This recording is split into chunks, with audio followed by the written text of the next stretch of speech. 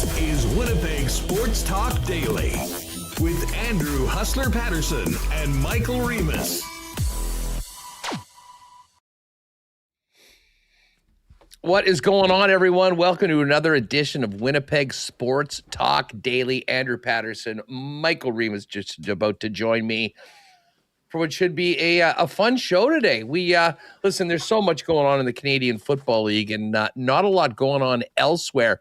We do have a brand new edition of CFL 110 from this morning, which is live on the channel. If you weren't with us live, I showed it to everyone that did join live. A very robust chat room with many WST regulars in there today. That is up for your viewing or listening pleasure, either on the podcast feed or on the YouTube channel. But we'll certainly get into more of the top stories around the Canadian Football League. Justin Dunk, 3 Down Nation, is going to join us coming up in the first guest segment.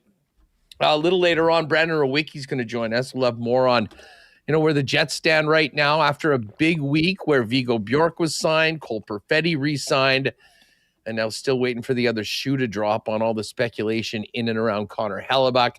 And then Joey Slattery is going to pop on the program. Huge game for the Seabears on the weekend. We finally got to see Xavier Moon join the club and suit up. We saw some of those teases. I saw Remis did a very good job being a movie guy of being able to decipher a cryptic tweet from the team. Moon showed up, had 14 assists in his Seabears debut, but it was Teddy Allen, Teddy Buckets, setting a record with 54 points in a game and the most points in a single season. Everything going Seabears right now. They've got a huge game on Thursday against the Vancouver Bandits. Vancouver's 12-7. They're playing Edmonton tonight and then come to Winnipeg after that. If they win tonight, both teams will be 13-7, and they're battling for first place. And that really does mean something this year because it'll be the higher seeded teams playing at home in the playoffs. And if you're the best team in the league and you make it to the finals, it's a best of 3. You'll have games 2 and 3 at home after starting on the road. So Slats is going to jump on later on. Jake Bolenmoss from Coolbet. We will have our ASD picks. And I'll remind you right now, I hope you can join us. Another WST poker tourney tonight. We're looking forward to making that happen. 8 p.m. this evening. If you go over to coolbet.com, click on the poker, and then go into tournaments and search WST. Again, the timing is a little off. It starts at 8 p.m. tonight. You will see a different time, I think, early in the morning on the 22nd, just because of where it's set up. So don't worry about that. You'll see Hustlerama. You'll see M. Remis in there. Enter. 20 euros, I think, comes out to $32 Canadian. And as I say, the top 2 qualifiers tonight will win tickets to the final on August 12th. And whoever is the last man standing in the final tourney is going to be flown out to the Coolbet Open in Estonia, a massive European poker event. Your buy-in to the main event is included, your hotel, bunch of other cool stuff happening in and around the event. So all you poker guys, if you got some friends that really are into poker that might not know about it, let them know. 8 p.m. tonight. And of course, $100 bounty on my head, Remis's head, and my co-host of CFL 110, none other than Jeff Hamilton. Listen, just before we go in, of course, a big thanks to Coolbet. That's the place to be tonight, 8 p.m. for our poker tourney. And we also should shortly have our CFL 110 parlay up. Tough to get one tonight. We were on some different sides of games. Connor ended up being the tiebreaker for our final pick, but we'll get to that a little bit later on. Of course, Princess Auto. And I can tell you that tomorrow's show is going to be live from the new flagship location, 500 Panet Road for Princess Auto. I cannot wait to get out there and see it for myself. If any of you have been meaning to check it out, tomorrow might be a great time to do that. You can go down, grab a smash burger, heck, grab a beer, pop by and say hi to the fellas and check out what's going on at the new Princess Auto. So WST live tomorrow from the new flagship store at 500 Panet Road. Also want to thank Chud's Power Sports, Clean Line, Royal Sports, Boston Pizza, Breezy Bend, Aikens Lake, Manitoba Battery, St. Vital Dental Center, Rowley's Transfer, Assiniboia Downs, the Winnipeg Gold Eyes, who are back in action on Friday for the weekend at home, Travel Manitoba, Little Brown Jug, and of course, we will get to a why not question of the day for Not Autocorp over at Waverly and McGillivray. Welcome to everybody in chat. Hope you're well.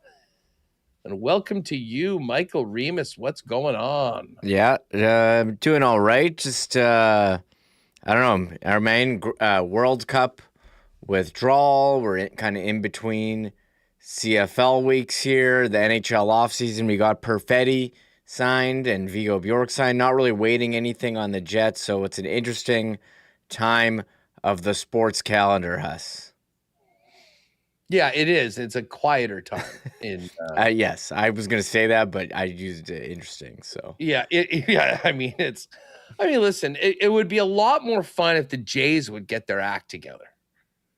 Like, there's 7 games under 500. Like, I think this is a bit of a lost cause. I was looking, just doing lock shop with Iwanek, and we were talking about it. I'm like, what are books giving the Jays odds on making the playoffs right now? And the odds are like plus 450 or something like that. And the no is minus 588. So unless this team goes on an absolute heater and, wins like, 11 of 13 or something like that, it ain't happening. And that's really, really disappointing. And the thing is, Remis, when you think about what the Jays have done so far this year, their off-season acquisitions have been incredible.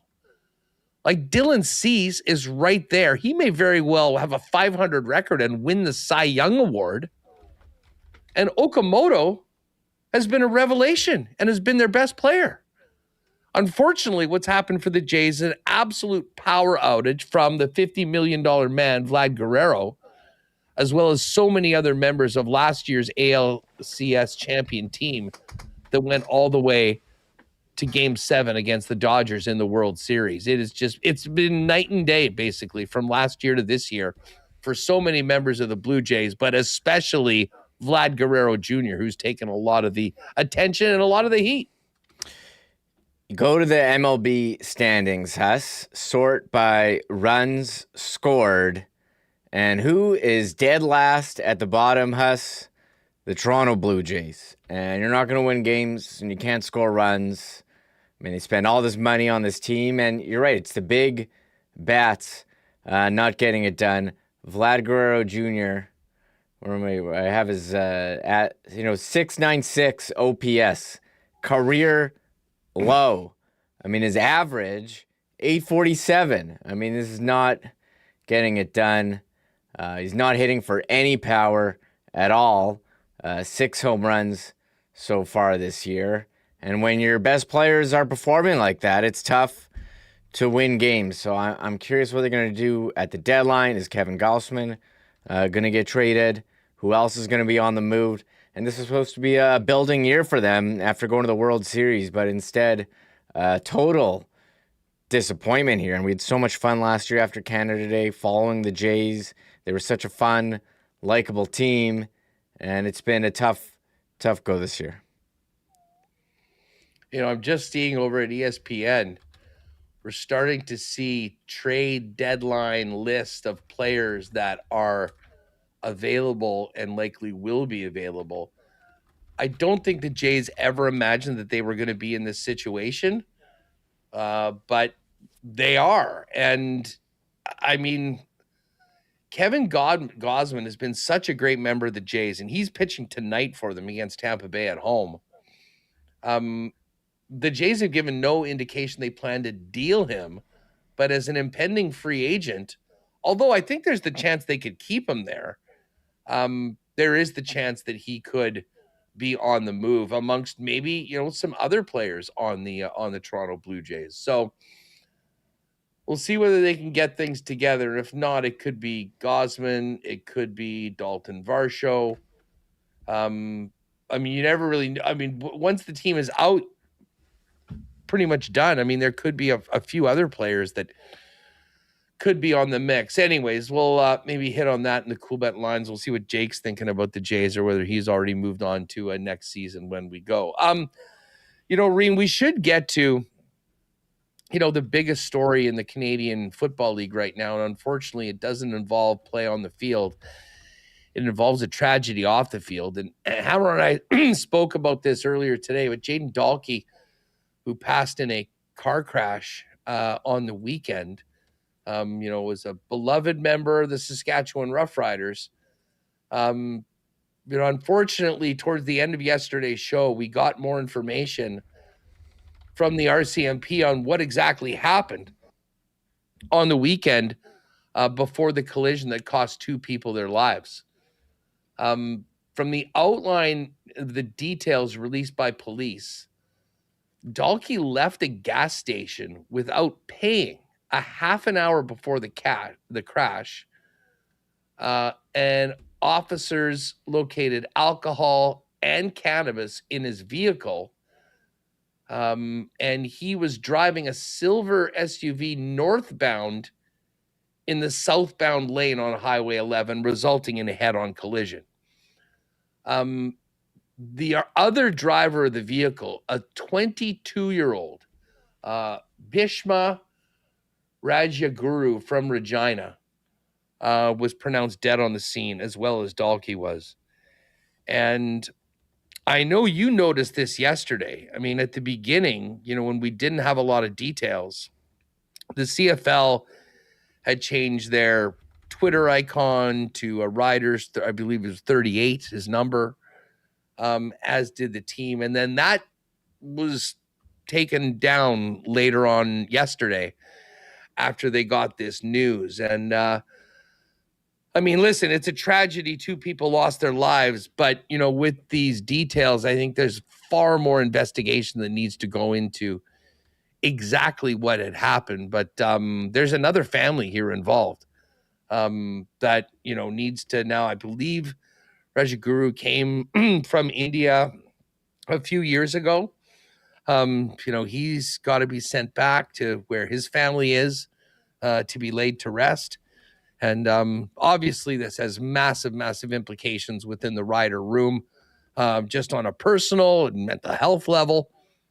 It really is going to be a bit of a black cloud over this game on Thursday night when the season resumes, because it's Saskatchewan hosting Edmonton, and Dahlke from the Duke, I believe, and was a star at the University of Alberta with the Golden Bears in Edmonton before transitioning to the CFL as, I believe, a 6th-round pick. So there's a lot to parse on this, and I know a bunch of assumptions were made early on that I think appear pretty wrong right now, and I think it's important that we let people kind of do the investigating, because obviously when you hear about driving on the wrong side of the road, alcohol, cannabis, there's the possibility of, being impaired, and there'll be toxicology reports that will come out too. But I think in this case, Remo, and we've learned about this, unfortunately, talking about it for a long time, especially for football players that have been in the game for a long time, that have taken a lot of hits. You do wonder if CTE was a part of this. And bottom line is on this, 2 people are not coming back on this, and there are families and a lot of people that are in really, really tough times now in the aftermath of something that, like so many accidents that cost people their lives throughout the year, but especially seemingly in the summer, they could be entirely avoidable with better decisions. Yeah, this is a really tragic and really sad story. And a lot of talk about the player on the Rough Riders, Jaden Dahlke, but also Bhishma Rajaguru. 22 years old, driving, and we don't know a ton other than what's been reported by the RCMP, that Dahlke was driving the wrong way on a divided highway, left a gas station without paying, and they did find alcohol and cannabis in his car, and some very poor decisions were made here. It affected another person, and a lot of people are grieving. And I thought you and Jeff handled this really well on CFL 110 this morning. for the Rough Riders players, I mean, this was regardless of the decision he made, this was a guy who was, one of the leaders on their team, and they do have a game to play Thursday. You wonder how are they dealing with this loss and coming to terms with what you thought was a beloved, teammate just making a horrifically bad decision. But we'll have to wait and see, what then turns up in the investigation. I think a lot of people jumping to conclusions.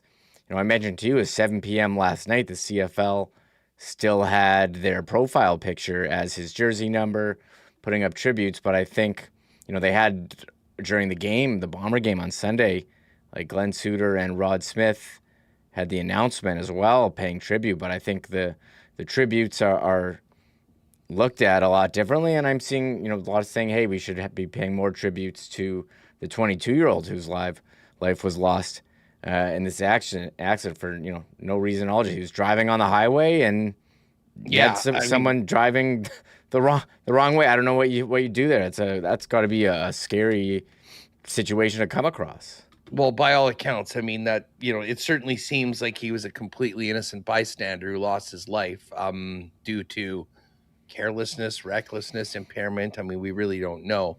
The reason why I bring up the fact that I think we need to really get into, and the RCMP are going to have a lot of work to do with this, is that, when I heard that he went to the gas station and left without paying, like, that doesn't seem like someone is of sane mind, the right mental state. Now, the chances are that he was just impaired. And listen, unfortunately, that happens. And, when people do that, results like what happened occur. But I am going to just wait on all of this before I form any opinions, because, as I said, it's such a strange thing to go in and do the gas station, without paying, especially, if you've been drinking or something like that and you're worried about getting caught. Like, that's just asking for trouble or for people to be looking for you, sort of thing. And listen, I mean, I think back to the loss of Junior Seau and, some other players that have had, real problems with CTE. And sometimes cars are used in somewhat suicidal methods. And again, I'm not suggesting that happened, but I do think there's a whole bunch of possibilities. So it right now, I mean, people are mourning, and I get it. This is a brutal spot for the Riders to be in, because it was very clear that this guy was a beloved member of their football team, had been there for a while, had roots in the community. Everyone was rocked by this. And now they're dealing with, in addition to losing a teammate and a friend and someone that was loved, the fact that, they may very well have been the one that cost not only himself, but someone else. And I think that's becoming more clear. So, as I said, this is a horrible story. I'm going to get Dunk's take on it. And I think from here on, I think we think about, not only Dalkey, but especially what I think we can safely say was a very innocent victim in all of this, in the 22-year-old Bhishma Rajaguru, as well as their family and loved ones, based on what happened a little bit later on. So anyways, Dunk's going to come up. We'll touch on that and then everything else from the weekend in the Canadian Football League. But unfortunately, that's sort of the big story right now. Ream Bombers, I imagine back in doing some video today. This is a very quick and tight timeline for the Blue and Gold, playing on Sunday night, going to overtime, and then to the 2-point shootout. Getting back on the field and hosting the Calgary Stampeders in one of the biggest games, I think, of the year, without a doubt. I mean, a Bomber win will put the Bombers to 5-2, the Stamps to 2-5, and the Bombers would have the season sweep, which essentially would be 4 games between the teams. A Calgary win by more than, what did the Bombers win by 2 in the first game? So a Calgary win by 3 or more would get them to 3-4. Bombers would be 4-3, and Calgary would have the tiebreaker. So this is one of the most high leverage games of the season, of the two teams that are sort of in between Sask and Edmonton at the top and the BC Lions at the bottom of the division. Yeah, and you look at the Bombers' schedule this week, very compressed, no practice or media availability yesterday, none today. Tomorrow is a closed practice. We won't be hearing from any quarterbacks tomorrow, just from Mike O'Shea. Thursday, walkthrough. Friday, game. So very compressed. And you're right, this is, Calgary's 2-4, but you look at their points scored, Huss, 226. That's far and away the most in the West Division, most in the league, actually. Us and the CFL put out their top performers this week, and who's there? Davis Mills behind Tice and Alexander. Davis Mills, 139 rush yards, 38 receiving yards, and 2 total touchdowns. This offense has been humming along, and we saw them in week 1. So for the Bombers, it's been first halves that have been rough. I think about the first half against Ottawa on Sunday. I think about the first half against that game against Calgary where they weren't able to contain the offense or really generate anything of their own. And they kind of flipped the script on both fronts in the second halves, which led to those comeback wins. But I'm if you're a Bomber fan, think about how are they going to compete with Calgary? I think you got to be a bit nervous here about this short turnaround with a late game, overtime plus the 2-point contest. And, Calgary had their game, Saturday, the early one. So they have a bit of a longer time frame here to rest and recover. But the home cooking has been nice for the Bombers over the last couple of years. But I agree, this is a big test and a big swing game here in the West. That's looking, BC, I don't want to say they're done, but Nathan Rourke is out and they're 1-4. And it's not going to go well for them. Well, listen, it really comes down to, and I know we're not even at the halfway part of the season, so a lot of things can change. We see how Hamilton lost their quarterback and went from one end of the spectrum to the other. But a Bomber win at home to get to 5-2 would make it incredibly difficult to get caught by Calgary, or BC for that matter. And again, they're 3-0 on the road. They're 1-2 at home. So this is one of the more crucial games, or one of the most crucial games, I would say, throughout the year, as far as establishing whether are the Bombers going to be battling with Saskatchewan and Edmonton for the top of the division, or is this going to be a dogfight with Calgary and potentially with BC for playoff spots in the West, or a crossover? As I said, we'll get to a bunch of those topics coming up with Justin Dunk, who's going to join us in a few minutes. We do have a bit of some of Drew Brown as well, which we didn't play, but we'll do that maybe between Dunk before Brandon jumps on the program coming up a little later on. As I mentioned, poker tonight, 8 p.m. with us over at Coolbet. Top 2 are heading to the finals for that trip to Estonia at the start of September. I hope we'll see you there. But I do want to thank the friends at Cleanline, Plumbing, Heating, and Electrical for their great support of WST. We sort of had some fun yesterday kicking around the potential Cleanline lines for the Winnipeg Jets in their home opener. Of course, Cleanline doing the latest on our lines, and they'll keep your lines clean with the best in plumbing services. They've been Winnipeg's most trusted plumbers with over 40 years of fast responses, lasting results, and 24/7 emergency services across all of Winnipeg. Mark the number down, 204-500-2001. They've got you covered with 24/7 emergency services, 12 months a year. They're, of course, do incredible work, residential and commercial, plumbing, heating, and electric. Find out more online at cleanline.ca or schedule an appointment there. And again, in the Jam, 500-2001 for 24-hour service. Gang, we got another great couple weeks coming up. Many people on holidays. You're going to be getting out on dirt bikes, on ATVs, on boats, doing RVs. All of those things need batteries, and Manitoba Battery is your local spot to get the best prices and the best in customer service for all of your battery needs. Proud sponsor of the Winnipeg Blue Bombers, powering the blue and gold this year. Manitoba Battery is on Logan Avenue and their new location on Dovercourt Drive. They're beating the pants off the big box stores on price with customer service that is unmatched around.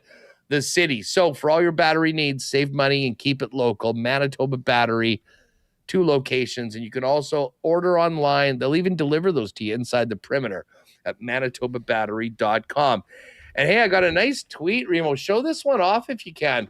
I think it was Mike Crear that sent this one in today. What do you know? There is the Rollies transfer WST truck on the road. Man, that thing looks good. And hey, if you are going to be moving, hit up Rollies. They are the local experts, most trusted name in moving, family owned and operated for over 60 years. And we might just have that beautiful WST truck roll up to take all your belongings off to your next move. What you're going to want to do to get that is go to rollies.com, click on request an estimate, put in the promo code WST for a special discount on moving services and moving supplies, and then let them know when and where you're moving and what needs to be moved. And the friendly Rollies staff will turn around quickly, get you locked in for the white glove treatment and service that they've been known for now into their 7th decade. And maybe, just maybe, it'll be the WST truck that rolls up to take your stuff on to your next destination. For all your moving needs, make it Rollies, the most trusted name in the game. Find out more, request an estimate over at rollies.com. All right, let's get to our next segment and welcome in the brains of the operation, 3 Down Nation, writer, pre and post, sportscage.com. Justin Dunk joins us now. Dunk, what's going on, buddy? How are you doing? Doing well. I don't think I'm the brains of the operation. John Hodge is much smarter, and JC Abbott's really sharp himself. So I'm just trying to keep up with those two. Well, heck, it's a great team. And what you've done, adding those guys and building it up is, hey, listen, it's great for CFL fans, and it's the go-to spot for the latest on everything. Listen, I want to talk about the games on the weekend and look ahead, but there's a story that pretty much trumps everything that sort of changed quite a bit over the last couple of days. You, of course, are, doing Rider games pre and post. Take us through the last 48 hours from your perspective on the tragic passing of Jalen Dalkey, and then finding out the circumstances surrounding the crash that led to his, as well as 22-year-old Bhishma Rajaguru from Regina's passing. It's a very, very sad and tragic story, probably very avoidable. It really is tragic all around, and I'll try to stick to the details here because I think that's really important with this story, Hustler, because when we first found out that Jayden Dalkey had passed away on Sunday, details were scarce, but on Monday, full credit to the Lumsden and Saskatchewan RCMP for coming out with details around the double fatal crash that happened on Highway 11 around 9 p.m. on July 18th, which opens up a lot of thought processes for people out there. But I think if we stick to the facts, that is the most critical way to go, in my opinion, at this point. So the RCMP said that Dalkey in his silver SUV was driving the wrong way on Highway 11, and there was cannabis and alcohol in the vehicle. The RCMP did not say whether or not the alcohol was open. I don't think they had the detail at that time. And they broke down what happened in terms of the initial investigation, a silver SUV colliding with a black SUV. The silver SUV was traveling northbound in the southbound lane, so that confirmed that Dalkey driving that silver SUV was going the wrong way. And officers located alcohol and cannabis in the silver SUV. Autopsies, though, Hustler, and toxicology will be conducted as part of the ongoing investigation. So there are further details, I think, that will tell us about this double fatal crash. But all around, it is definitely a tragedy. And if I had to inject a small part of the story here from an opinion standpoint, I think what you said about Bhishma needs to be given more spotlight. An innocent 22-year-old driving, it sounded like back home to Regina, ended up being one of two people who passed away. Not just a football player who was in the public spotlight passed away. That's a tragedy in and of itself. But the fact that a 22-year-old man in Bishma lost his life, to me, needs to be given more light by the CFL and, I think, by the Saskatchewan Roughriders. Yeah, and listen, I mean, I'm sure that will be the case come the game. This is going to be a bit of a dark cloud over it. The one thing that I mentioned before, and I think there's good, like, I don't think we're going to get all these answers right away, even with the toxicology, because with the way, I mean, I can't wrap my head around the going to the gas station, gassing up and not paying and ripping off afterwards. I mean, that almost is like if someone has had a few beers and was trying to keep a low profile, that's literally the last thing that any person of sound mind would be doing. And unfortunately, Justin, and I think partly, as we continue to try to understand CTE and head injuries in players, I think it's important to know what Dalkey had been like leading up to that. Had he been having issues and problems? I mean, there's plenty, it's horrible to say, but I mean, there's a list of players that have been in situations of not sound mind, whether it's because of CTE or whatever, that have done borderline suicidal acts with vehicles. I mean, Junior Seau, I mean, you can go down that list, and I don't think that right away, immediately, everyone's just going to get, like, RCMP is going to tell us what happened on that road, and that is what we'll know. And I think we do know that an innocent person lost their life in the 22-year-old Bishma, and obviously, I think there needs to be a lot more done to find out where was Jayden Dalkey before? How was he feeling? Were there other things that went on with him? Had he been dealing with mental health issues before? Because the whole thing doesn't entirely add up. And as I said, what you can only hope from something like this is that it is not all for lost, and you can hopefully maybe prevent anything like this happening again. So I do think that there'll be a lot more to this. We're going to be finding out from the authorities, not from the CFL, not from the Rough Riders, as much information as we can go through. But it's really clear that there's going to be a dark shadow over this game, and it's the loss of two players' lives. I wanted to ask you, because I have seen some kind of criticism of the Riders and Craig Reynolds and the way he's spoken before. I actually have a lot of empathy for them, because, you get that news that one of your players, a beloved member, a team captain, is gone. You immediately react in one way, and it's probably very difficult for everyone in that room to sort of have the paradigm shift from, oh my God, we've lost Dalkey, to, oh, wait a second, and try and, absorb the information that certainly paints him one way or the other as the cause of what happened that night.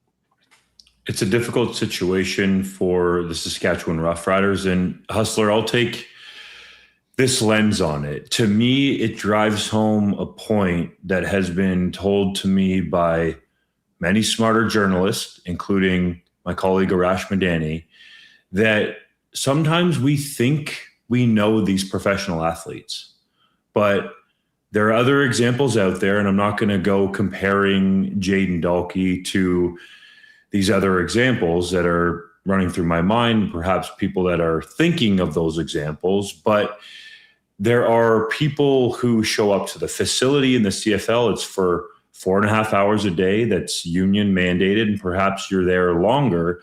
And then there are those same individuals and their lives away from the facility that can be kept totally secret, and people might not know anything about, or very little about. So I'm not saying Jayden Dalkey necessarily falls into any of those categories, but I do think, as you alluded to, it puts the franchise in a very difficult position when they hear about a player passing away, and then there are additional details released on Monday. And full credit to the RCMP Mandy Mayer, their director of strategic communications, even said during the press conference that they don't usually have media availabilities for these types of accidents that occur. So to me, that would say that the RCMP felt it was important to have the facts out there about the crash. But Hustler, to your point earlier, for any of the other details, essentially, based on what Mandy Mayer said, media will have to go through the Privacy Act to get access to those further details. Now, I know us at 3downnation.com will definitely be doing that to track it, and I would imagine outlets across the country and specifically in Saskatchewan will do so. But I think it's a credit to the RCMP for them to come out with the details that help tell a little bit more of the story. To your point earlier, I think there's still a lot to be uncovered, but I think, again, it shows us, as much as we think we know these professional athletes because they're in the spotlight so much, perhaps we don't, because we're not with them 24/7, away from the facility, away from the bright lights of a game day.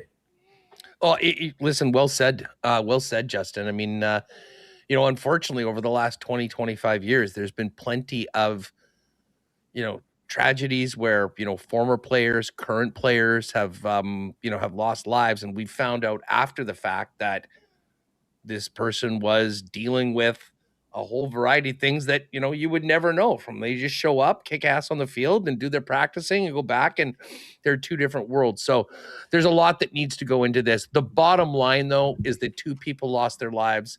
I concur with you entirely. I mean, the innocent victim in this needs to be remembered as well, and I'm sure that will be the case moving forward. And I know Rider fans, listen, they're probably heartbroken at what happened, but as more of this becomes and comes to light, I would be surprised if the Rider Nation doesn't really support the people on Beachma's side of things. I know there's a GoFundMe. They've got to get him back, I believe, to India. And listen, if I know the people of Saskatchewan, I think that they will be there for that. And as I say, what do you think it's going to be like on Thursday night? I mean, how is this? I mean, I guess there'll be probably some sort of a moment of silence, but it's a really difficult spot for the Riders to be in. And I would say the Canadian Football League, TSN as well. I'll be honest, I don't envy a lot of the people that need to, obviously recognize this because it's very, very difficult. And as we said, we don't know everything right now, and they probably still won't on Thursday.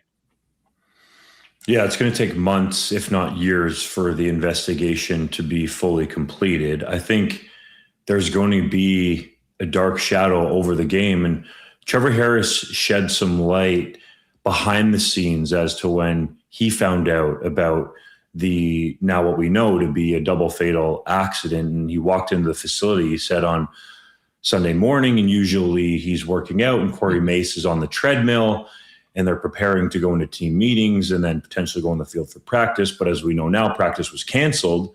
And he said Mace wouldn't look him in the eye. So to Harris, he felt like that told him one of two things, that perhaps somebody had passed away or somebody had gotten in trouble with the law. And he was hoping for the second one because you never want to obviously have anybody pass away. So I felt like those details gave you a little bit of insight into what the team walked into on Sunday morning in terms of getting that news. The team found out in a team meeting after the captains met with Corey Mace on Sunday morning. So to have that news reverberate through the team, to hear it first and then have all of the reactions, and then you alluded to it earlier, Hustler, the next day, then these details get released by the RCMP, which puts a much different lens on the story.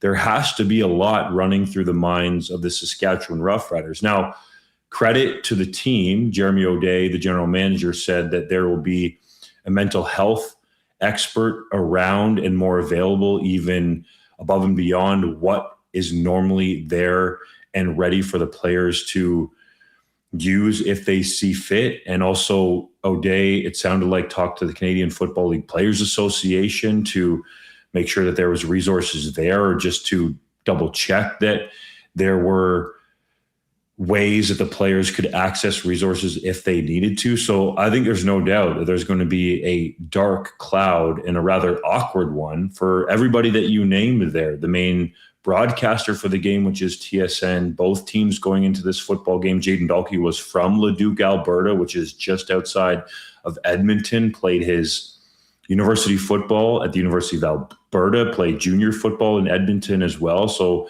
he has ties to that team that's coming in there. And I think, overall, again, just to drive it, it's a tragedy where two people lost their lives.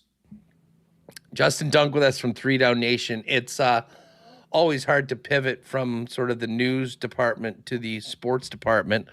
But the league will go on. This, is going to kick off this weekend. So I think a lot of Thursday is going to be, well, it certainly will be with heavy hearts, and this story will be around. But let's just quickly rewind to last week, away from this story, if we will.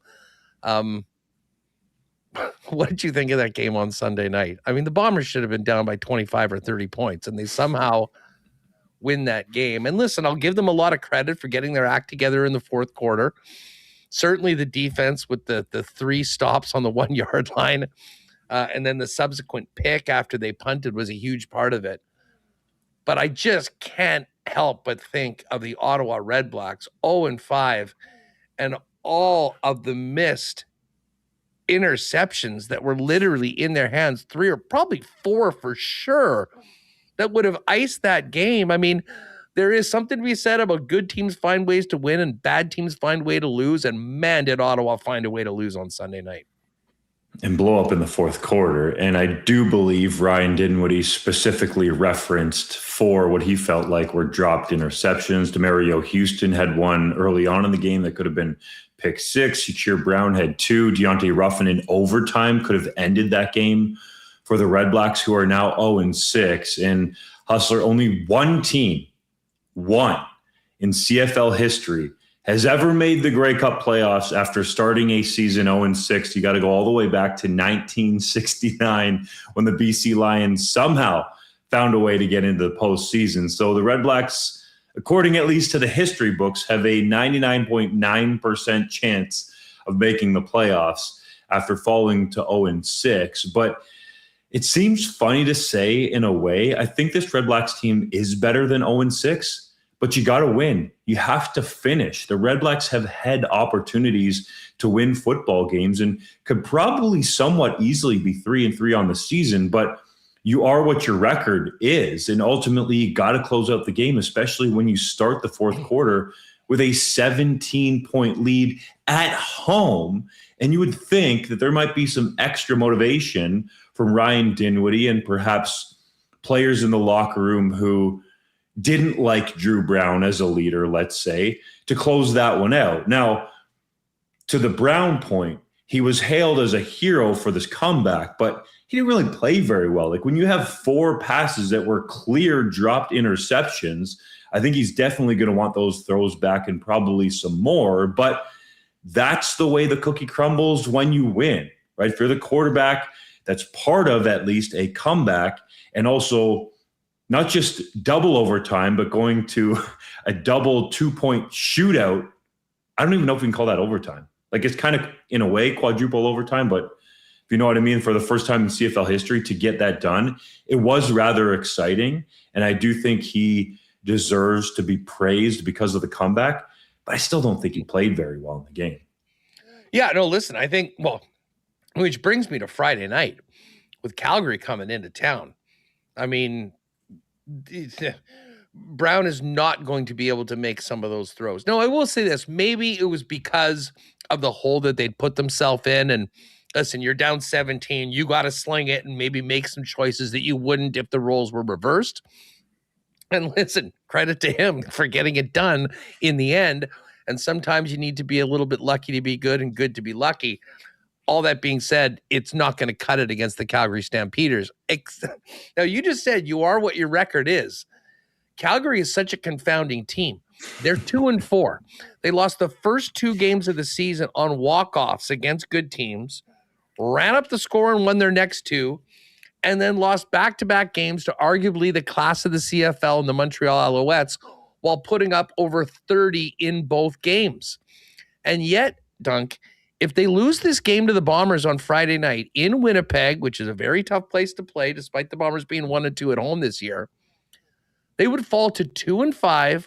The Bombers would be at 5-2, and the Bombers would have the season series sweep and the tiebreaker. So to me, like, I can't remember a game this early in the season that will have as much importance as this game on Friday.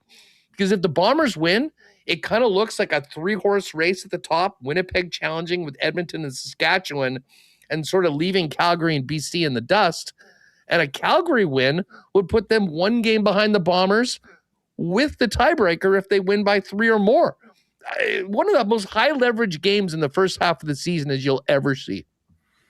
It just gives less and less credence to that phrase that CFL fans like to say, that the season starts on Labor Day. No, your season can be over. Just ask the Ottawa Red Blacks prior to Labor Day, or you could put yourself in a big hole like you're alluding to with the Calgary Stampeders. The BC Lions and their fans who are watching this game are definitely going to be cheering for Winnipeg because they only want to be 1 game back of Calgary, because it seems like with the way that Ottawa's going, I suppose we shouldn't assume this, but that there's a possibility for a crossover. But as you alluded to, if Calgary drops to 2-5, then Hamilton's got to be sitting there going, like, we could be 3rd place in the East Division and still get into the playoffs. So I think this is a massive game in the standings, as you alluded to. It's even more than a 4-point game because of the tiebreaker stakes. But what jumps out to me the most about the Calgary Stampeders being 2-4 at this point in the season, Hustler, Vernon Adams Jr. leading the Canadian Football League with 17 touchdown passes, but he has yet to be intercepted. And yet we are talking about Davis Alexander, Justin Rankin in the legitimate MOP conversation. But here's Vernon Adams Jr., who has been tarred and feathered by people in the past, and he's not turning the football over. He's become very consistent doing what he said he wanted to do in the offseason, which was consistently take care of the football. And somehow, as you alluded to, it just hasn't been good enough because their defense has not been good enough. The secondary, they've been going through bodies on the back end. They got Jalen Hutchings back. Ormalade's on the field, Flo Ormalade. But defense needs to be much improved. When you score over 30 points in any football league, that should be good enough to get a win. So Calgary's defense has to improve.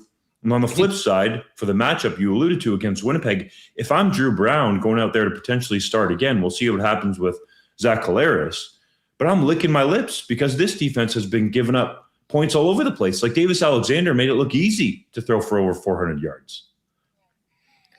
Yeah, and I tell you what, Princess Auto Stadium will be packed. It looks like it's going to be another beautiful Friday here in Winnipeg. I think they're expecting, 31, mix of sun and clouds. So it's set up for a big boy matchup, and we'll see whether the Stamps are a 2-4 team or whether this is an optical illusion and they get the win right. They get the win right now. How, like we've talked about Ottawa and we're just about to X them off the list. How desperate is this situation in BC right now? And if we heard anything, you got any more info on Nathan Rourke and how long he might be out of the lineup with Chase Bryce having to take over? Buck Pierce doesn't want to say much, but our guy, JC Abbott, who covers the Lions up and down, is out at practice on Wednesday afternoon. So the latest update will be up on 3downnation.com after their post-practice media availabilities. But, if Nathan Rourke can't start, I don't think the Lions have much of a chance to win games. That said, BC was still in that football game in Edmonton on the road after Chase Bryce, their backup quarterback, threw 4 picks. They only lost by 2, 19-17. So perhaps this team can find a way to cloud some wins. But you mentioned potentially scratching the Ottawa Red Blacks off the potential postseason list, because this is the last year where 6 of 9 make the playoffs, it would seem at this moment in time that BC and Calgary are in the most danger of being those other 2 squads if indeed Ottawa goes on to miss the postseason. So this is critical in terms of the diagnosis for Rourke and his non-throwing left shoulder and how long he might be out for the Lions. But I'll say what I said about Jake Dolegala after his poor start, or Ticats fans who wanted to see Trey Ford in there. Starting quarterbacks, Hustler, get either next to no reps or no reps during a week of practice for preparation. You know how it is. It depends on the team and the coaching staff.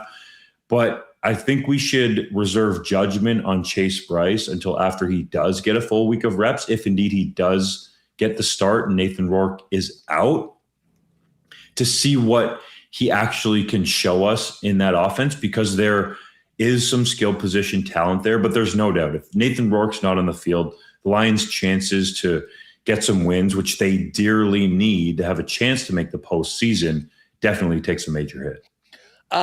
Dunk, over at 3 Down Nation, one of the stories that you had was the return of Sean Lemon to the CFL, signed by the Argos. Fill people in on the background. I mean, listen, if you watch CFL over the last 10 years, you know what the Lemonator is capable of, but it's been a while since we've seen him. He's been suspended. He's had some off-the-field issues with the CFL. What do you make of the signing, and can he be a difference maker for the Double Blue? I think he's a guy who can still get after the passer. He's shown, Hustler, throughout his career that is his specialty. I believe he's up to 103 career sacks, which puts him 12th on the all-time list. And he wants to obviously try to climb that.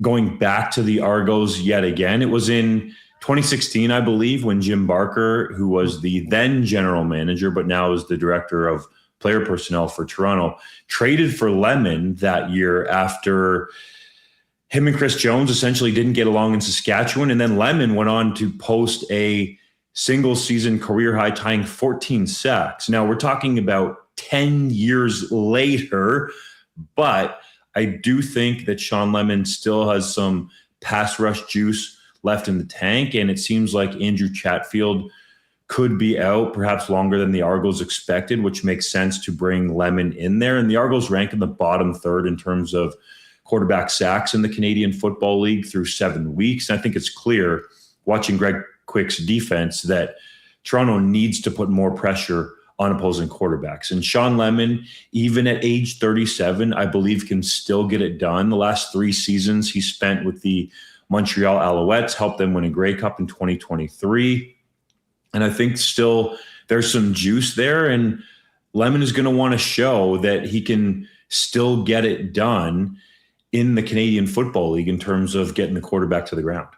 He, what was the story? He was betting on games. Like, he got a suspension from the Canadian Football League and then was cleared to come back. But Montreal basically said that they were fine and moved on without him.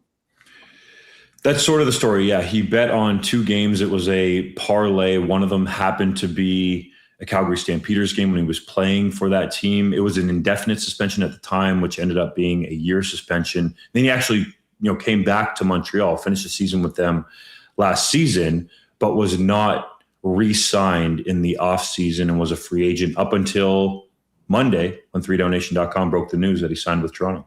Nicely done. Just one more for you before we go. I had said on CFL 110 and on the show here when we were go over at Coolbet doing the lines, that after what we saw with Bo Levi Mitchell out, whether it was Ford or Dolegala, there was not a line high enough that I would not be taking whoever was playing the Hamilton Tiger Cats. Trey Ford, to his credit, came in 100 on the ground, 200 through the air. And listen, were they fortunate that Haralahu missed that field goal? And because of the new Rouge rules, they got the win instead of going to overtime? Maybe. But again, like Chris Streveler said, you don't have to apologize for wins in professional football. How big a step forward was this for Ford and the Ticats? And might they have an answer, at least for the next couple months, while Bo Levi Mitchell rehabs from that injury that he suffered against Winnipeg. It was a massive step forward. And based on Scott Milanovich's comments, it seemed like Bo Levi Mitchell's injury is likely season ending. We'll see what happened if he can get some kind of X-Men blood in his veins and heal up like Wolverine. But I do think that Trey Ford and his performance gives the Tiger Cats reason for hope for a number of reasons. But top among them, that win improved Trey Ford's starting record to 11-13. And if you look at some starting records of other quarterbacks around the Canadian Football League, that's actually pretty good, okay? Some other people need to look at some of the other starting quarterback records in the Canadian Football League and some of the backup quarterback starting records in the CFL. So I think Trey Ford's win-loss record should get some more attention. He looked comfortable in the offense, and I think full credit to Scott Milanovic for not trying to fit him into a pocket passing scheme. I thought that Ford looked comfortable because of what Milanovic designed during the week to allow him to play and be Trey Ford. He looks better and better as a passer, I think, the more time that he spends, especially with Scott Milanovic. And you know that he has that elite, and I'm talking top-end athletic ability, the elusive ability outside the pocket to extend plays, run the football. You talked about it. He rushed for over 100 yards, but also throw it down the field on off-schedule plays as well. So I think Trey Ford starting gives the Ticats a lot of hope. And Hustler, I'm not a sharp bettor, but when I saw that line come out, the Argos were favored by around 5 points. I think when it got closer and closer to kickoff, I thought, how are people betting the Argos essentially on the road in Hamilton? The Ticats have the best defense in some stat categories in the Canadian Football League, and Toronto's defense is terrible.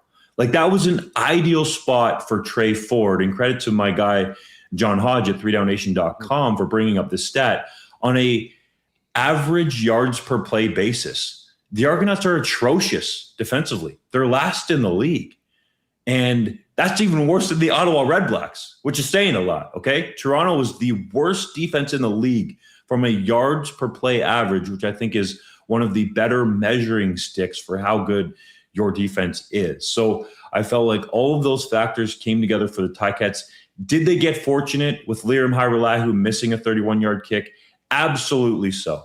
But I felt like that was a great spot for the Ticats to cover. Trey Ford got it done. And I think that can help build some confidence for the players around him, the defense for sure, but also, you know, a guy like Kenny Lawler. And if you're Trey Ford, you're looking around going, this is by far, without question, the best receiving core that he has ever had in his time in the Canadian Football League. When you talk about all those guys over there, Kenny Lawler, Keandre Smith, Carrick Wheatfall, Curly Gittins Jr., on down the list. Shamar Bridges, like, that is a great receiving core if you're Trey Ford, and then you put it together with his off-schedule ability, and it's going to be intriguing for Hamilton in terms of being in the playoff mix in the East. Dunk, great stuff as always. Listen, I know it's going to probably be a little bit of a different pregame for you going into the game on Thursday. And of course, people will be thinking about two individuals that are no longer with us before the game, although that is going to be a heavyweight tilt between Edmonton and Saskatchewan once they get going. What's coming up for CFL fans over at 3 Down Nation over the course of the next week before kickoff on Thursday and Friday? You know, I want to highlight, Hustler, we actually have a new betting email newsletter, which I think will resonate with your fans. We're calling it the 3 Down Nation Betting Insights newsletter. And I want to focus on my colleague over there, Adam Chernoff. He's been a professional bettor for 17 years, mostly focused on the NFL, but he's been kind enough to lend his expertise to the Canadian Football League this season. And he's absolutely crushing it, Hustler. You can see his record on his weekly columns for us. And also he keeps track of the units as well. I know you're that type of guy. So Adam Chernoff's picks on 3downnation.com, look for them every single week. He gives you, I would say, unparalleled insight from a very unique betting perspective. You know, we've had some conversations offline. I'm talking about me and Chernoff, and he'll talk about how much he sees quarterback injuries, for example, affecting the lines, and the fact that in the Canadian Football League, at least, he doesn't really feel like there are any other players outside the quarterbacks that change a line very much. So that's some of the unique insight that Chernoff has that you'll get if you subscribe to that 3 Down Nation Betting Insights newsletter and check out his picks every week. I consider me subscribed. I've known Chernoff for a long time. I think we've had him on the show a few times. Definitely on it. And listen, it's about putting in the work. And for things like CFL, which is what you guys do so well, and I usually use it before I make picks just to see what the latest is on all the teams. I mean, if you can get all that information, key guys in, out, the stuff that you need to know before putting a little sprinkle down, it helps out big time. So, Sana, will we just go over to 3 Down? There's probably some sort of link there, and you just put your email on it, and it fires you up right into the inbox? You got it. You go to the 3 Down Nation homepage. There is a newsletters tab. Hit that. We got 2 newsletters on the go. Our daily newsletter that goes out every day at 3 p.m. Eastern time with all the latest that's happening around the Canadian Football League. And then the Betting Insights newsletter will land in your inbox hours before kickoff. So as you alluded to, Hustler, you have the updated information with regards to the lineup changes, the depth charts leading into whatever game it is that night, or if there's a doubleheader or sometimes triple, even quadruple header in the Canadian Football League, you'll get the latest. Dude, appreciate your time as always, and all the best with the broadcast on Thursday. I know that'll be one of the tougher ones you probably had to do. Thank you, Hustler. Appreciate it. There's Justin Dunk, 3 Down Nation, and at JDunk12 on X. Justin Dunk from 3 Down Nation. Hey, tomorrow we're doing the show at the new Princess Auto. If you've been waiting to get down and check out their new flagship store, tomorrow would be a great time to do it. Pop down, say hi to me and Remis. We'll be doing the show live from Princess Auto. I'll jump on early and we'll do the lock shop up from there as well. I can't wait to try one of the smash burgers. Reed Carruthers is going to join us live and tell us about the shop there. We'll have all of our regular conversations and guests, but the whole talk of the town really has been this Princess Auto since it's opened. And we cannot wait to see it and show it off to you tomorrow. So 500 Panet Road. If you're out in the neighborhood, pop by and say hi and check it out. And of course, a huge thanks to Princess Auto for their support of WST. And Princess Auto Stadium is going to be the place to go. Make sure you have your tickets to fill it up. 31 and sunny on Friday. What a great day for a massive football game against the Calgary Stampeders. Shout out to Chuds Power Sports, our great sponsors, Derminator and the gang. They are just dominating summer right now as the go-to spot in Manitoba for quality new and used power sports with a great selection, amazing prices, and ready to ride ATVs, side-by-sides, golf carts, motorcycles, dirt bikes, boats and outboard motors, and RVs. It is all there. Not only are you going to get amazing deals, awesome financing options, the best in customer service with employees. I think they've got over 140 years of combined experience with the people working there. So they know what they're talking about. Great promotions and deals, which you can find out more online at chudspowersports.com. But before you make a move on anything when it comes to power sports, make sure to check out Chuds at the corner of Highway 8 and 231 in Gimli and online at chudspowersports.com. Our friends at St. Vital Dental Center are enjoying the summer, but hey, you still got to take care of business, just like you still have to take care of your teeth. If you are thinking about a new home for your dental services for you and your family, make it St. Vital Dental Center. They've been serving generations of Winnipeggers and Manitobans and now have a beautiful new facility at 167 St. Anne's Road with convenient free parking right behind the building. And St. Vital Dental Center handles clients from 6 months to 99 plus with cleanings and checkups, all the way to things like dental implants. They do it all. So for all your dental needs, holler at our friend Dr. Terry and his wonderful staff. You can make an appointment at stvitaldental.ca and make sure to say hi to them from the WST crew. I mentioned this yesterday. Big thanks to all the staff at Boston Pizza who were so amazing through the World Cup. Spent a lot of time at my local BP watching all the games on the big screen with sound. Now we're back watching Blue Jays, Friday. It'll be the Bombers, CFL on the weekend. 12 months a year, Boston Pizza sports bars are the place to gather with your friends for the big game and enjoy ice-cold schooners, world-famous BP wings, gourmet pizzas, and more. And if you are staying at home and want the great taste of Boston Pizza, order online at bostonpizza.com. All right, let's bring in Brandon Rewucki, host of Skates and Plates, to the program. Rew, what's going on? You survive another weekend or what?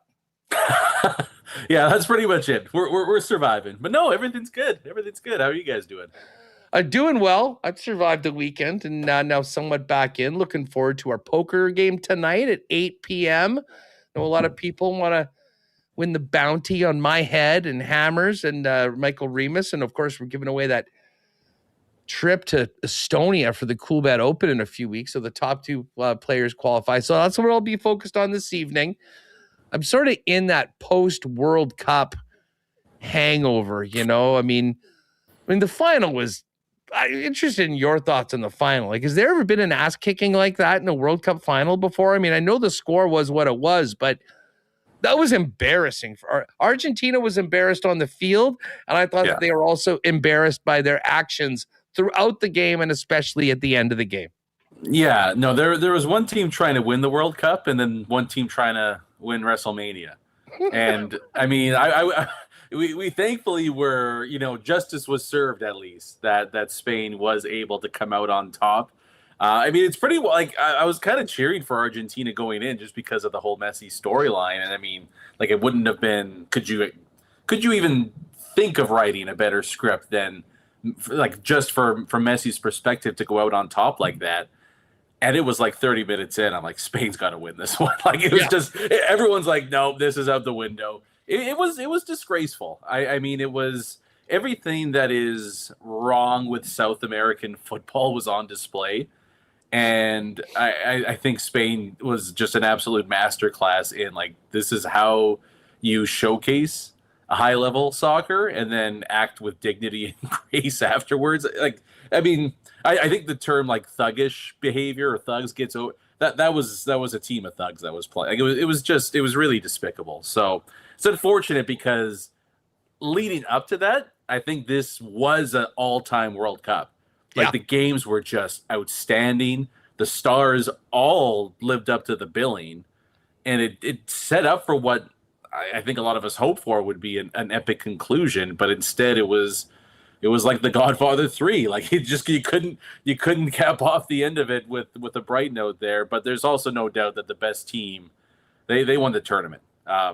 Spain. I mean, how they handled France should have been the ultimate signifier of what was going to take place. But Argentina couldn't even sniff the net, let alone get one past. Yeah, them. almost too bad about the way the semis set up because, but again, like, nobody had an answer for Spain except for Capo Verde, who I believe tied them at the beginning of the thing. Like, they looked more dangerous against the Spanish than Argentina did.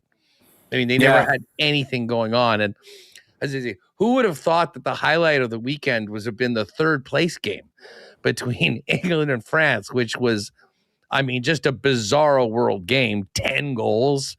But as someone that took the over 3.5, I was pumped and I enjoyed all of it. We move on. I will say, what did you think of the halftime show of the World Cup final? Yeah, I don't need it.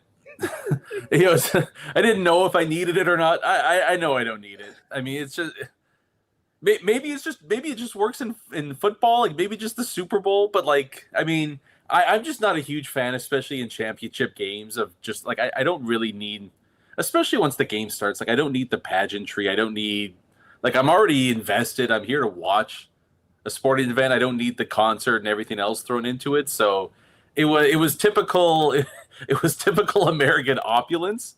I just found it kind of cheesy and completely unnecessary and overwrought. So yeah, I don't think we'll be seeing that. I'll tell you what, if the World Cup goes back to England anytime soon, I don't imagine we'll be getting, Robbie Williams and whoever else is available to do a 35-minute performance there. It's like, let's just get on with the game. Come on, we don't need listen, just like hydration breaks, I think the halftime is here to stay. FIFA knows that they can sell it. There'll be a lot of people that want to participate in it.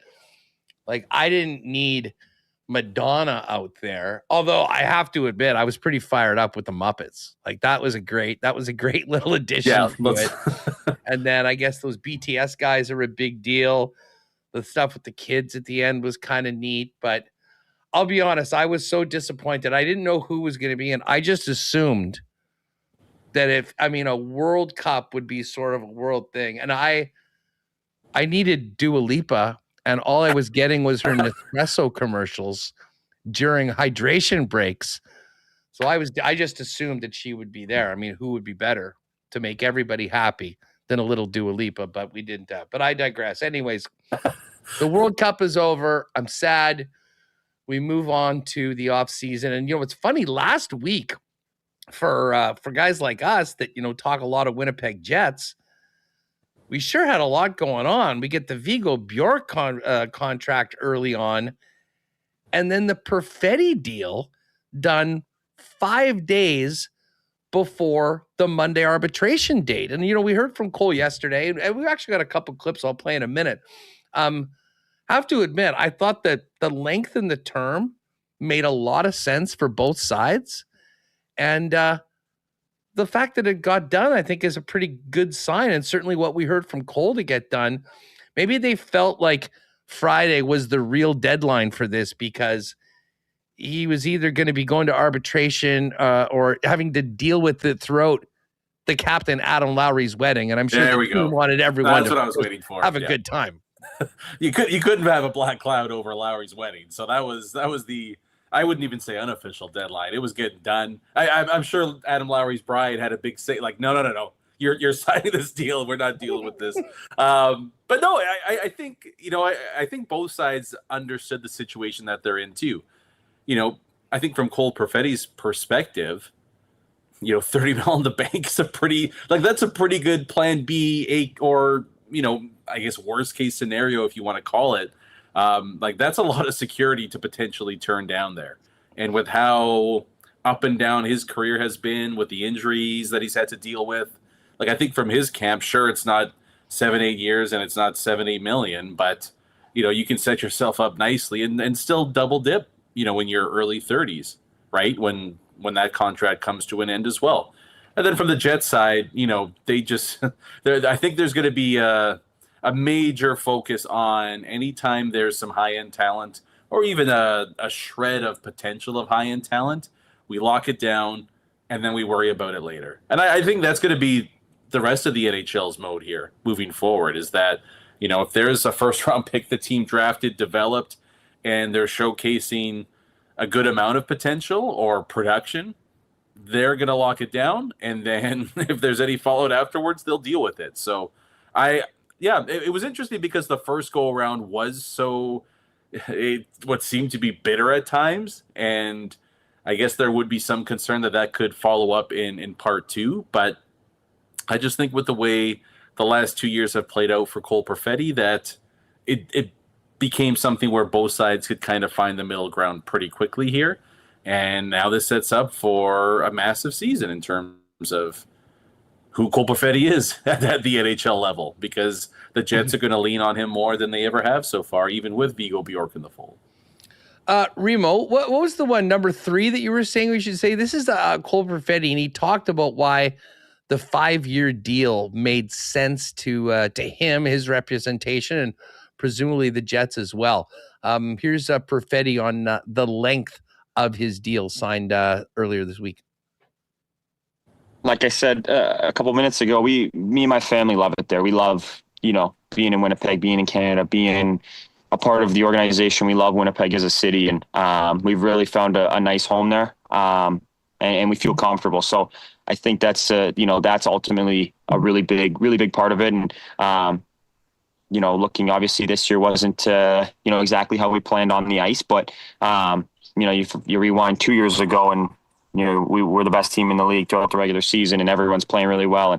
And that's the kind of group that I know we have, and what we all believe in and what we can accomplish. And, one down year, I don't think defines who we are as a group. And I think we're all, really excited and looking forward to being a part of this. A lot of guys still, locked up for a while, and we're going to, come back together as a close team and try to replicate what we did 2 years ago. And another part of it is, we have such a great group of guys that is a really, really big part for me, coming to the rink every day with, some of your best friends and guys that you genuinely enjoy spending time with. It makes it a lot easier coming to the rink, and you're excited to get there. You're excited to go on the road with the guys and have dinners with everyone. And I don't know, I've only obviously been here, so I don't know what it's like in other spots, but I can't imagine you can get a better group of guys to play with. And so for me, that was great. And then, the family group here, the wives group, all the families, my parents, other parents get along. My girlfriend is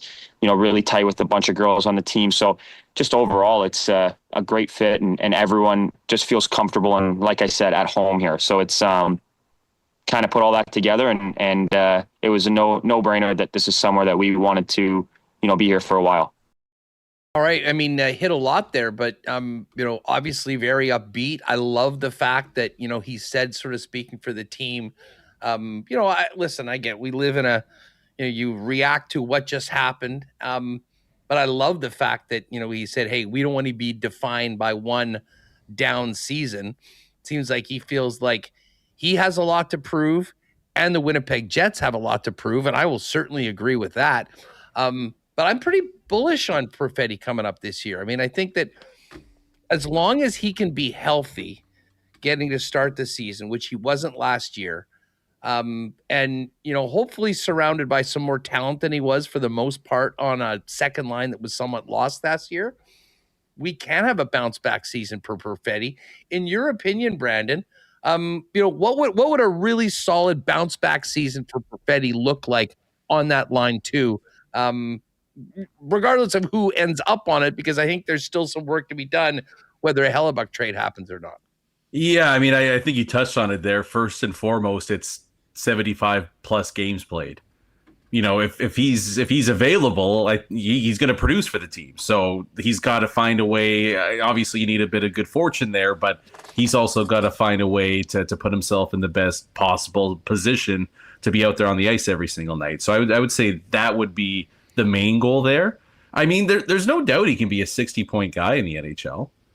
He's going to get opportunities on the first power play. He's shown, with Velarde kind of taking a lot of the net front down low part of the ice on the man advantage, that he's able to facilitate and find guys and even finish a little bit on the power play.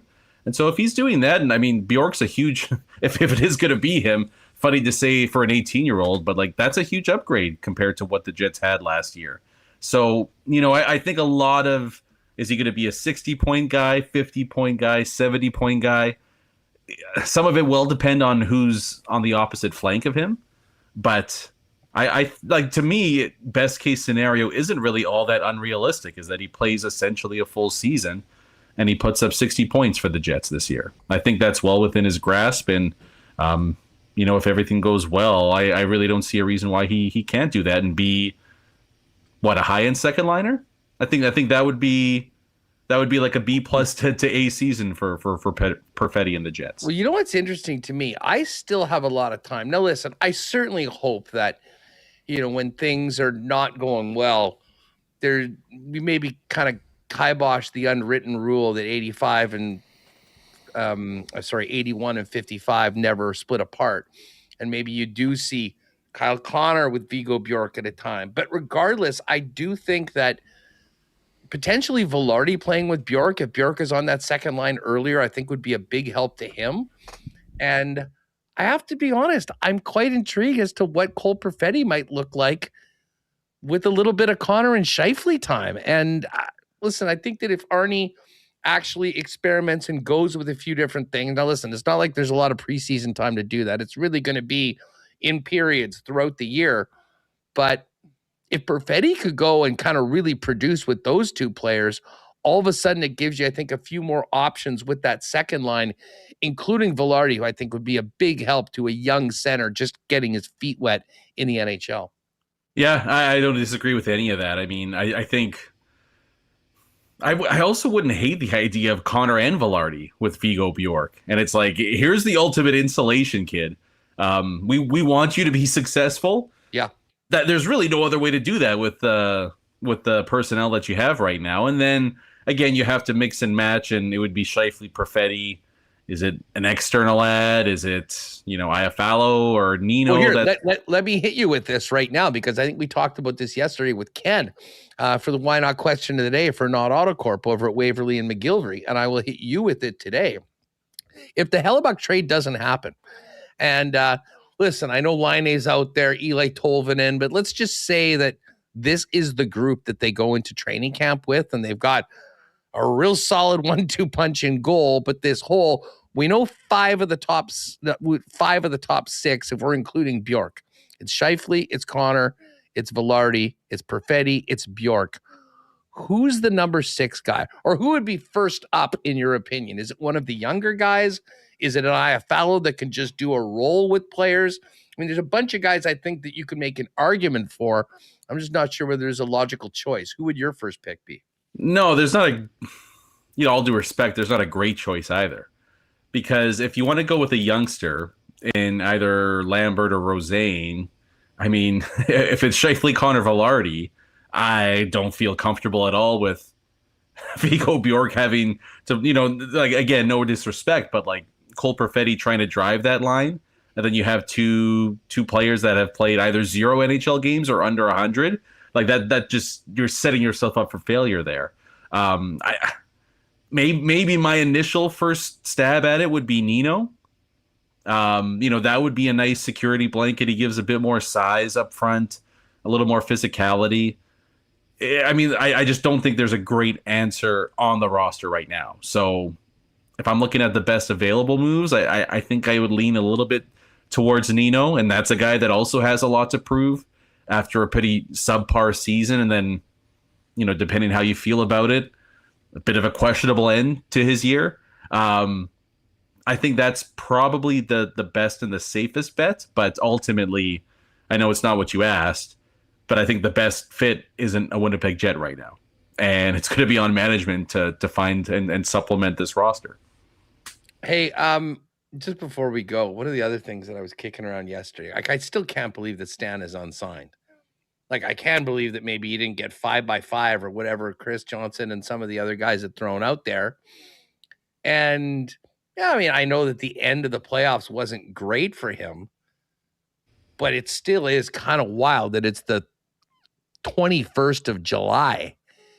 And like, what will his contract look like? I mean, is he basically going to be playing for like a 1-year deal for $1.5 million somewhere and basically going back to the starting point of last season where you're playing for a new contract? Yeah. Well, I mean, it's clear either the agent or the player misread the market, right?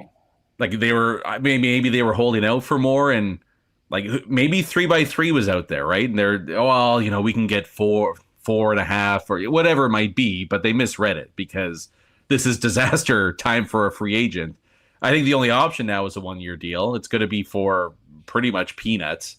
I mean, if I'm Logan Stanley at this point, I'm probably just holding out until a team either gets desperate or a couple guys get injured, because your options suck right now. Like you're not going to get the contract that you're looking for. So it sounds bad to say, but like, why not wait to see if a contending team has a couple of pulled groins in training camp, and all of a sudden you're thrust into a number 5 role on a good team. Or even if it's a rebuilding team and you can get yourself a pretty prominent spot. I think that's the move now, because again, you see some of the guys that were signed on July 1, July 2, and Logan Stanley fits in with all those guys. Like, whatever you think about him, he's an NHL player, and there's a spot for him on a number of teams across the league. But it's pretty remarkable. It happens every year, Huss. There's like 1 or 2 guys that you think would get a solid multi-year deal, and they just get left stranded, and nobody has room left at that point. The plans are done. So I'm not going to be surprised if he's not signed until some point early on in training camp and preseason. That's got to be tough, though, man. I mean, just making that decision and just working out yourself with no team to play for and just waiting for a phone call. Yikes. As I say, I'm surprised that is the case, and it'll be very I'm intrigued to find out where he ends up and what his role is, what sort of opportunity he gets moving forward. B, have a great one, buddy. Thanks for doing this as always. You're still cranking out skates every week. Fill people in on what's coming up. Yeah, no thanks. Yeah, every Tuesday, Friday, new episodes come out. Dog Days of July, we're fighting. You know this well. The topics are dwindling. Rushmore season. Mount Rushmore season. Right now we're doing a look at the future. Because we're gluttons for punishment with the Hellebuck saga dragging on, taking a look at Morrissey, Sandberg, who are up for contracts in a couple of years. So having a bit of fun, I guess. But check us out wherever you listen to your podcasts, Tuesday, Friday. Love it. Thanks, pal. Have a good one. Beauty. Sounds good. Have a good week. We'll talk soon. All right. You bet. There's Brandon Rewucki, Skates and Plates, wherever you get your favorite pods. Got to shout out our friends at Royal Sports. It has been a wild summer there for them, meaning the World Cup headquarters, and still got some great deals on World Cup stuff if you want to snag something after the tourney. But as we just talked with Rue, hockey season, not that we want to end summer, but it is just around the corner.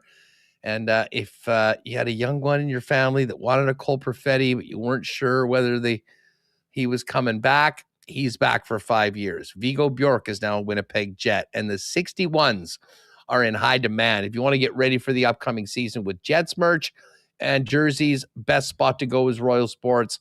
Tons of Winnipeg Blue Bomber gear. If you need to get your blue on for the big game on Friday and the rest of the season, they've got you covered.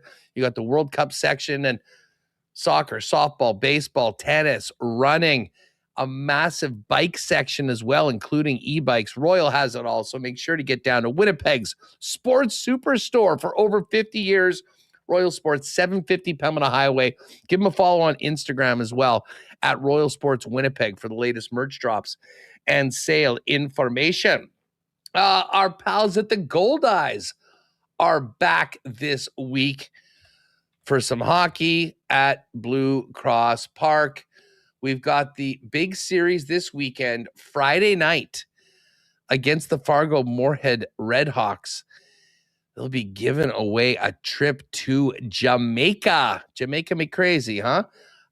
Fireworks as well on Friday night. And then Saturday is the annual Christmas in July game. That's a 6 o'clock start Saturday, 7 o'clock on Friday. And then Sunday, Family Fun Day with the Fish as they finish up the series Sunday at 1 p.m. Tickets available at goldeyes.com/tickets. Make sure to get them early. Get them on your phone. Don't deal with the long lineup at the box office. You just scoot right in, and then you can get drinking, eating, and enjoying Gold Eyes baseball back this weekend at Blue Cross Park. We will get to our Assiniboia Downs picks a little later on because the Downs is back tonight and tomorrow. But if you are planning an adventure, maybe summer holidays, a weekend getaway, start with Travel Manitoba. Whether you are searching for road trip inspiration, hidden gems, or the latest festivals and events, everything you need is waiting at travelmanitoba.com. If you're looking for ideas on the go, follow along on social media at Travel Manitoba for real-time inspiration, local tips, and can't-miss experiences from across the province. Or if you want a personal touch, stop by the Visitor Information Center at the Forks in Winnipeg. You know what else is going on right now? We got a red-hot basketball team that is looking to finish this regular season strong and schedule a few playoff games and maybe the CEBL finals right here in Winnipeg. Let's bring in the Slat Man himself, Joey Slattery, target score, courtside for Seabears game. Slats, what's up, buddy? Great to talk to you again. Oh, man, I'm still buzzing from that game on Sunday. The story going in, Xavier Moon, Teddy Allen steals it, was just a completely memorable night. One of my career highlights for sure from a play-by-play perspective. Reminder that you just never know what a game will bring, but 54 points is what Teddy Allen scored. No players broken 50 before this, and we'll get into that a little bit of just how incredible that record is. But there's a lot to be excited about if you're a Seabears fan with Xavier Moon in the mix, that's for sure. Yeah, well, I mean, the Seabears pushed the start of the game back to 5 o'clock, which was nice because I think a lot of people wanted to watch the World Cup final. I know there were hundreds of people there in True North Square where the Seabears normally do their pregame parties, so they sort of doubled it up. have a couple, watch the game, and then head in. And when fans headed into the building, you mentioned the guy we've been waiting for all year long, finally signed, sealed, and delivered on the court, Xavier Moon. Take us back. I think there's a lot of people that aren't familiar with the accolades that Moon comes to Winnipeg with, as well as the reasons why it took so long to get him into the lineup, but certainly looked good right off the bat. Yeah, I mean, this is a guy who, has done everything. He's played in the NBA for the LA Clippers. He's a superstar internationally. He plays in the top divisions, coming off a season in Russia, playing with Zenit, one of the best basketball leagues, outside of the NBA. And he had a great run there where they fell short in the or the semifinals rather. And in the CEBL, he was the CEBL for a long time. I mean, Teddy Allen's synonymous with Winnipeg in the CEBL, but he was Teddy Allen before Teddy Allen. He has 3 CEBL MVPs in his name and 2 CEBL championships when he was with the Edmonton Stingers. I know I've said it before, but if you ever see the MVP trophy for the CEBL, it's a big X, and that's because of Xavier Moon, right? So he's coming back here with, I don't want to say anything to prove, but he is kind of protecting what he helped build in this league, right? And this was a weird situation, Huss. I've never seen anything like it. This is the first year the CEBL, at least since I've been involved, has had these kinds of issues where, a team will not release the player to play for the CEBL team. So essentially what happened was, you have to be cleared by FIBA, which is, kind of like the IIHF. It's the governing body for basketball. And what happened was there was just no clearance to transfer him over from his team in Russia to Winnipeg. They held on to the last possible moment because if he didn't play Sunday, he wouldn't be eligible for the playoffs because every player needs to play in 5 games in order to qualify to play in the playoffs. So, I mean, it was a huge weight off everyone's shoulders, not just, Xavier Moon, not just the coaching staff or the team, but fans as well. People wanted to see him play. He wanted to play. This has been building up since the winter. He was the first signing announced, right? Like the Moon landed weeks ago, and he's been practicing with the team, but he took off on Sunday. And I know Teddy Allen had 54 points, but a big reason for that is because they have Xavier Moon, who is not an offensive threat, not only as a scorer, but as a facilitator. He had a double-double in that game. He had 17 points and 14 assists. Teddy Allen had 54 points and 10 assists, or 10 rebounds rather. Like, these are a duo that seem to have chemistry right off the hop, and it's scary to think that they're only getting started. Yeah, let's talk about Teddy. I'll be honest, I was stunned. We knew that Moon was coming, and I said, okay, this is going to be the guy for the team. And then all of a sudden, Teddy Allen's coming back. And, I mean, it couldn't have been a more messy exit the last time for the Bears. We had Mike Rainbow on a couple of weeks ago, and I asked him about the decision to come back. And, I mean, he could not have had a more praise for Teddy with the way that he'd handled everything, the teammate that he's been. Tell us about, just the Allen story this season, chapter 2 with the Sea Bears, and why it's been so successful for both player and team. Well, there's a few, lines to that. The big one is that Teddy's evolved and, he's grown up. When he was here the first time, he was 23, 24 years old. Now he's 27. He's got a lot more experience. And one of the things that he said is his experience in the G League, playing with guys that are on the NBA cusp, that have been to the NBA, that were going to the NBA. And the G League is a lot like the AHL in a number of fronts, where you still get guys that are high draft picks that are just not ready yet, right? So they'll go there for development. They're not going to stay there forever, but they're still elite basketball players. And I think Teddy saw, the difference in that, and playing with these guys from day to day over a couple of seasons. He's become a more complete player. He's always been better than his scoring, and I've been an advocate for that even when he was here in the first couple of years. But it's on a next level now. He is rounding out the score sheet. It's not just with the baskets. He's getting rebounds, he's getting assists, he's getting steals, he's getting it done at the defensive end.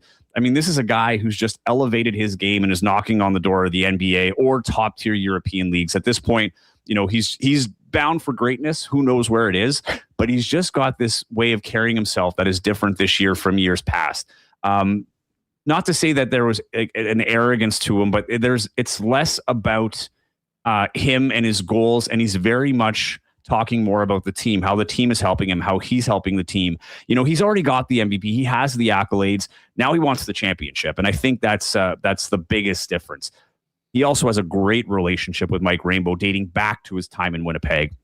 And you know how it is, Huss. A lot of times, especially in basketball, head coach is the boss, assistant coach is usually the one patting you on the back, giving you the words of encouragement.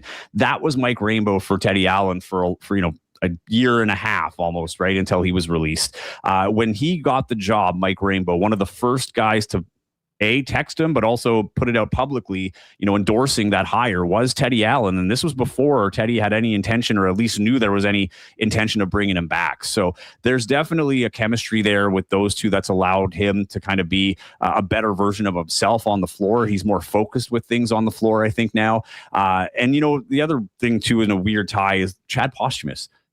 They were really good friends when he played here the first time, when they were teammates. And I think there is that sense of, it is different now without him here. And there's that added, kind of carrying the spirit of Chad Posthumus. He was on the Target Score podcast and talked about that a little bit, the little ways that he misses him and how you really feel him not there anymore, but in the same breath, still feel his presence.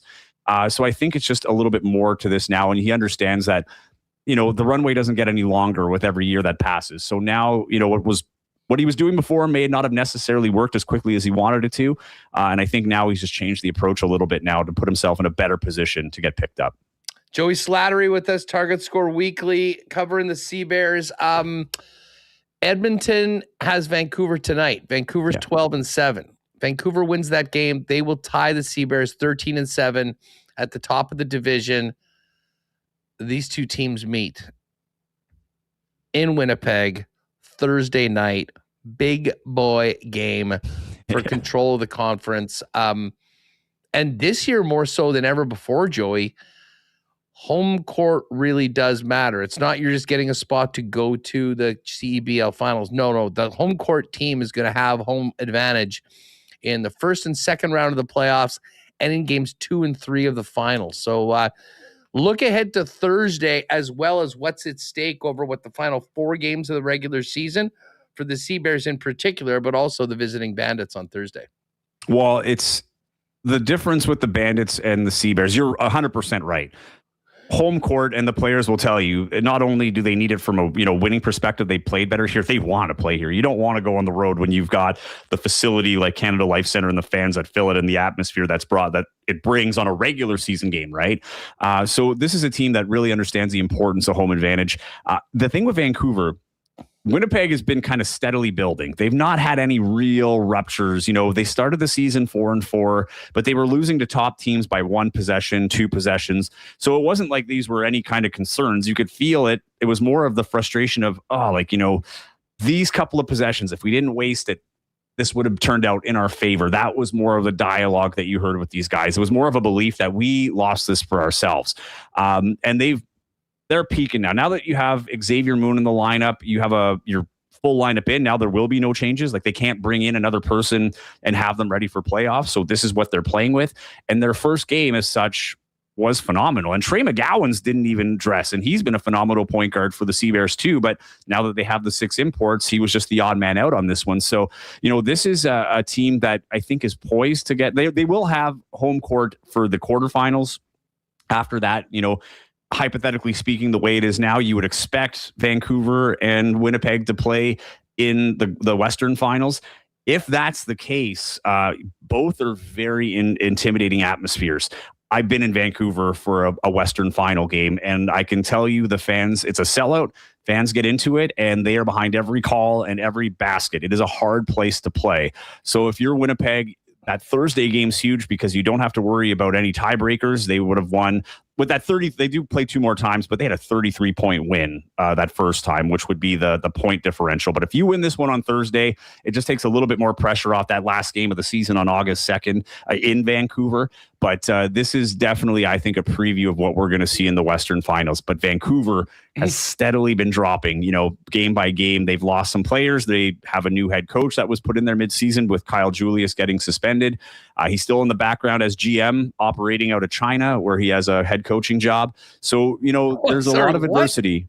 Yeah. So Kyle Julius was he was suspended 3 games for an altercation with a fan here in Winnipeg. This would have been I don't know how many weeks ago, the last time Vancouver was in town. Who was it? The tracksuit guys?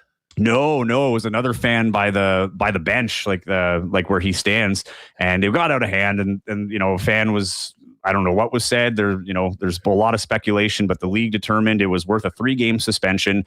And then when it was up, the team had announced he actually signed in China for a contract out there. So he is in China preparing for the winter season, but he did stay on as the general manager, and their assistant coach has taken over as the head coach. And he's done a good enough job. But, he's dealing with players coming in and out as well. Mitch Creek hasn't been there since the 2 games that he played when he was in Vancouver between the time he finished his season in Romania and joined the Australian national team. And I don't believe he's there tonight. So if he's inactive tonight, he still has 3 games to be active for the playoffs. He has 2 games under his belt, but without Mitch Creek, this is a very, very different team. So it'll be interesting to see. They have Jarrell Eddie, who joined the team. He looks phenomenal, but I just don't know if it's enough. There's a lot of big pieces coming into the mix for a team that, needs to take over a role. The difference with Winnipeg and Xavier Moon, he was always supposed to be on the team. He was always going to be a main part of this offense. And they knew that he was going to play with Teddy Allen. Teddy Allen's role isn't going to change suddenly, unexpectedly, because Xavier Moon's in here. Now it's actually the plan coming into play. So I do think there's an advantage for Winnipeg, objectively speaking, but anything can happen, right? And I think if you put yourself in home court for a 1-game elimination, which the quarterfinal and West final are, you want to play that on home court and give yourself the best advantage, because, hate to bring this up, the Seabears have still not won a playoff game in their existence. Yeah, well, doing it at home where they're 8-1, hopefully 9-1 after Thursday would certainly be a nice start. And why not play so well where you don't even have to win on the road in the entire playoffs? Just keep that home cooking going and do it up. Slats, always great stuff. Let people know where all the content's coming from you as we get down to the most exciting time of the year in the CEBL. Yeah, there's a ton. I kind of moved our game day reports from Instagram over to YouTube as a live show. So we've got game day live every pregame on game day before every game. And then there's post game live also on YouTube. Target Score Podcast is the YouTube handle. So you can catch those. And of course, we still have the weekly shows, Target Score Winnipeg Podcast, on a weekly basis. And yeah, as the season wraps up, it's only getting more intense. The live shows have been going really well. People seem to be receiving it really well. We're excited to do that and kind of interact with people we haven't had a chance to do. So definitely check us out on there. And of course, you can follow me on Instagram at Joey Slattery TV, and the Target Score Instagram is at Target Score Pod. So happy to have you all along, and tune in for what should be a pretty fun ride. Joey, looking forward to Thursday. Thanks so much for doing this, buddy. Always, man. Thank you. All right on. There's Joey Slattery, and yeah, that'll be a fun one at the stadium and the rink, the Canada Life Center. I'm so used to it being the home of the Jets. But Remo, were you saying that you actually have video of that incident that we were just talking about? Yeah, this is like Ron Artest, Steven Jackson situation. Check this out, Huss. I don't know how we weren't. Like, this guy should have been in the front page of the paper. Like, he's on the court. Here, let me rewind. This is from the game. Like, look at this guy. He's on the court. They're telling him to leave. I don't know who this guy is. He's trying to get into it with someone. There was a lot of... But yeah, he's got him. This guy, I don't know who he is. I'm like shocked. This is the first time I'm hearing about this altercation. So I don't know what happened. Is that Perry getting in there? Oh my God. This is crazy. Who knows what's going to happen at a CEBL game? And that kid right behind recording it all on his phone. Now, I don't know who that guy is, but I think I know where that seat is. And that has been a little bit of a hot seat. I think him and some of his buddies are usually sitting there at courtside, right? Because I have been on that media bench a couple of times and have seen it get a little hot down there by the visitors' bench. But I certainly have never seen anything like that. And, well, now we know why the Vancouver Bandits head coach got suspended and then just went to China afterwards. So it'll be a new guy on the bench. I'm sure the Seabears fans will be equally as fired up and maybe not as hospitable, but not quite that. You don't want to see fans on the court. Anyways, great stuff with Slats. Hey, I want to thank our friends at Aikens Lake for the great support of WST. I'm actually going to be up there in September as part of the HSC auction that we did. Really looking forward to meeting the winner and having a few days out on the water at the end of the season. They're already booking well into 2027. So if you're thinking about a world-class fishing experience where you can be on the water in about 2 hours from the city of Winnipeg, including a short flight, Aikens Lake is the spot. As I've told you, and the fishing is amazing. The hospitality might even be better. And the Trent family, the Aikens team, is second to none. And no matter what's happening when you are on the waters, you can be sure that you're going to have great meals and just an incredible time over at Aikens Lake. AikensLake.com for more information. And you can also check them out online for availability for 2027 at AikensLake.com. Quieter week in golf this week. Our Breezy Bend Golf Report starting on Thursday will be the 3M Open down at TPC Twin Cities. Did notice that world number one Scotty Scheffler will be playing. And how about this? Any Winnipeg people that want to get a chance to see the pride of the Golf Dome, Sudarshan Yelamaraju, get on down to TPC Twin Cities. Other Canadians, Taylor Pendrith, Corey Connors, Mac Hughes, all part of the event. Should be good. We'll keep you up to date on that throughout the week. And of course, all of our golf reports brought to you by Breezy Bend. If you're thinking about a great long-term home for you and your family on one of Winnipeg's top private courses, check out breezybend.ca for information on membership for the 2027 season. All right, Jake is going to join us in a minute. We still have to get to our picks for Assiniboia Downs. But before our big poker tourney tonight, we'll check in with JBM after a big cheers to our friends at Winnipeg's favorite local brewery, Little Brown Jug.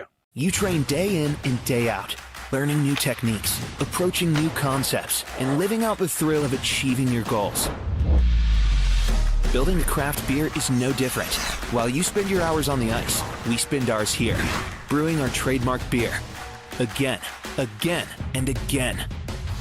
Here's to pushing the status quo and challenging ourselves to build something memorable. 1919 by Little Brown Jug.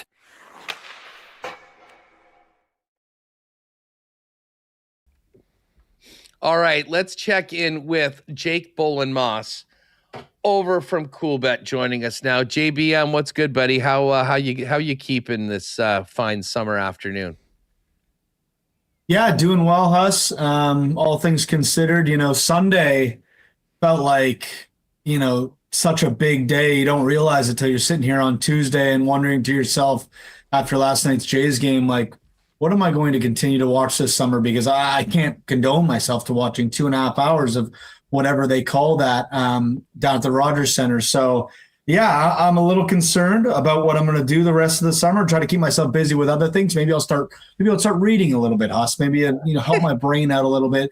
Do some reading and get ready for football season and hockey season coming up here in about 6 weeks or so. Well, you know what? I will tell everyone that may have just jumped on the show if you didn't hear before. Don't worry, you don't have to watch the Blue Jays tonight.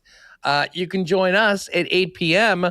for another WST poker tourney, and this is part of our WST summer series, which has a huge prize at the end of it. We've done 2 tourneys so far and qualified finalists tonight at 8 p.m., and then as well as August the 5th at 8 p.m. is the last chance qualifier.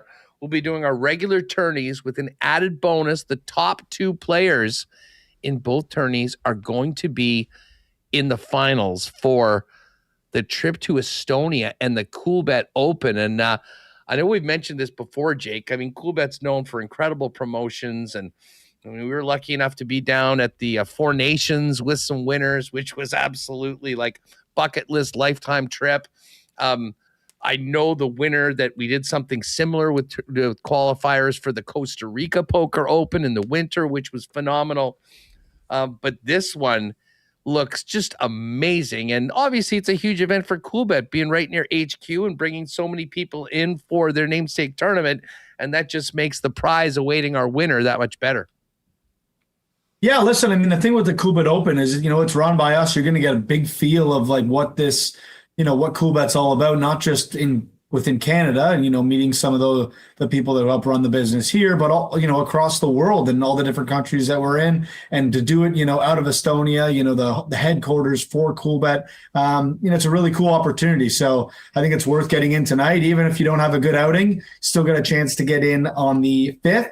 And then the 12th will be that big final that you talked about, Huss, and the winner will be headed to Estonia, flights, and, a great week of poker hosted by our team over in Estonia for the Coolbet Open. I haven't had a chance to go myself, but Patty and Ange have been, and it sounds like an unbelievable experience, and I know everyone's kind of looking forward to it come September. Yeah, no doubt. And as I say, so tonight, 8 o'clock, I was just checking. I see Schickster's already in and ready to go. And of course, there's still the bounties on my head, Michael Remis, as well as Jeff Hamilton, who is a short side snipe 9. So looking forward to seeing you all tonight. Good luck to everyone. Should be a heck of a lot of fun. And yes, it is something to keep you away from the Blue Jays. 7 games under 500 right now. I had some friends that were out there on the weekend, Jake, and thank God Louis Varland in the pitching was able to hold it down, because it seems like this team needs to win 1-0 if they're going to win games. And to think that the offseason was so good for Toronto, like Dylan Cease is going to be up for the Cy Young, maybe with the 500 record. Okamoto, far and away their best offensive player. Like, where the hell would they be without those guys? And the core of the rest of the group is the group was the one that went to the World Series last year. Like, it's been a very confounding season. It doesn't make any sense, to be honest with you, Huss. Like, I don't know how they go from such an incredibly talented hitting team to not being able to, get even runners in scoring position, let alone get hits. They don't have hits in big moments. Like you mentioned, they pretty much have to shut down the other team to win baseball games at this point. And it's really frustrating because, the pieces are all there. You lost Bo Bichette and, Chris Bassett, and you didn't really lose a whole lot of huge pieces. And now the conversation that they're having is not, can they squeak into the playoffs? It's, who's gone at the deadline? Sounds like Kevin Gausman's a big name that people are floating around there. Like, could he go help, a team in the playoffs? Can you go get some good assets for him to try to get back to where you were a season ago?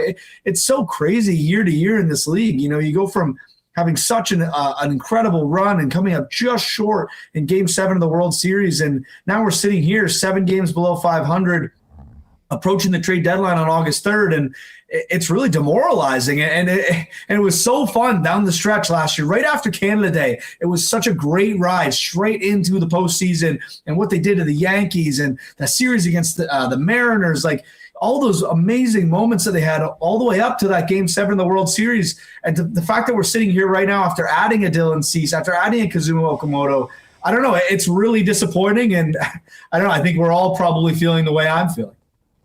I'm just looking right now. I mean, because we're back in, and we kind of went over a bunch of the baseball numbers in the, around the All-Star break. We don't have a number up right now. I'm sure we can get it, but like Okamoto is going to be right in the running, I'd imagine, for the Rookie of the Year, and Dylan Cease, who I will say we did our preview show with the bets. I do have a preseason ticket on him winning the Cy Young. He's really live. But other than that, it's been, I guess Louis Varland's been a bit of a bright spot. He's been very good in save situations. The problem is the Jays just don't get in that many save situations for the guy right now.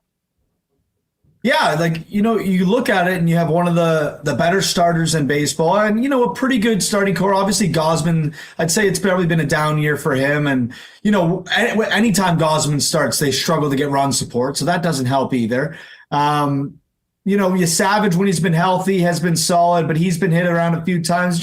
It's just not coming together like it was last year, Huss. But like you said, you have a pretty good bullpen. Outside of a few, questionable pieces, your lineup, you look at it and on paper, you'd be really excited about it. Like I looked at the lineup tonight and I was thinking to myself, where did it all go wrong, Huss? Like, you look at this lineup, Lucas, who's been a nice piece this year. Guerrero, I mean, obviously we know what he's been like. Ernie was an all-star. Springer, after last season, you thought maybe he's found it again. That hasn't been the case. Dalton Varsho, I don't know what you do with him. He might be a guy on the move come August 3rd. Okamoto, and then it's Brendan Valenzuela, Andres Jimenez, and Jonathan Clase. I don't know. Like, you would be okay starting that lineup, but with the way they've been playing, Huss, like, I don't think you're okay rolling anybody out right now. It's really a tough watch. It certainly is tough. Now, as far as tonight goes, the Jays are a pick 'em, and you mentioned Gosman. He is on the line. He is on the bump tonight. I mean, Tampa's just been a really, really good team all year, and that has not been what the Jays are. I mean, I always like to take a Jays ticket just because we'll probably be watching and we'll be pulling for them. And he's got to go up against Drew Rasmussen, who has had a pretty solid, steady season, 3.26 ERA, he's 7-5, a whip under 1. But at the same time, I don't really mind picking the Jays because I kind of think that on talent, they're undervalued.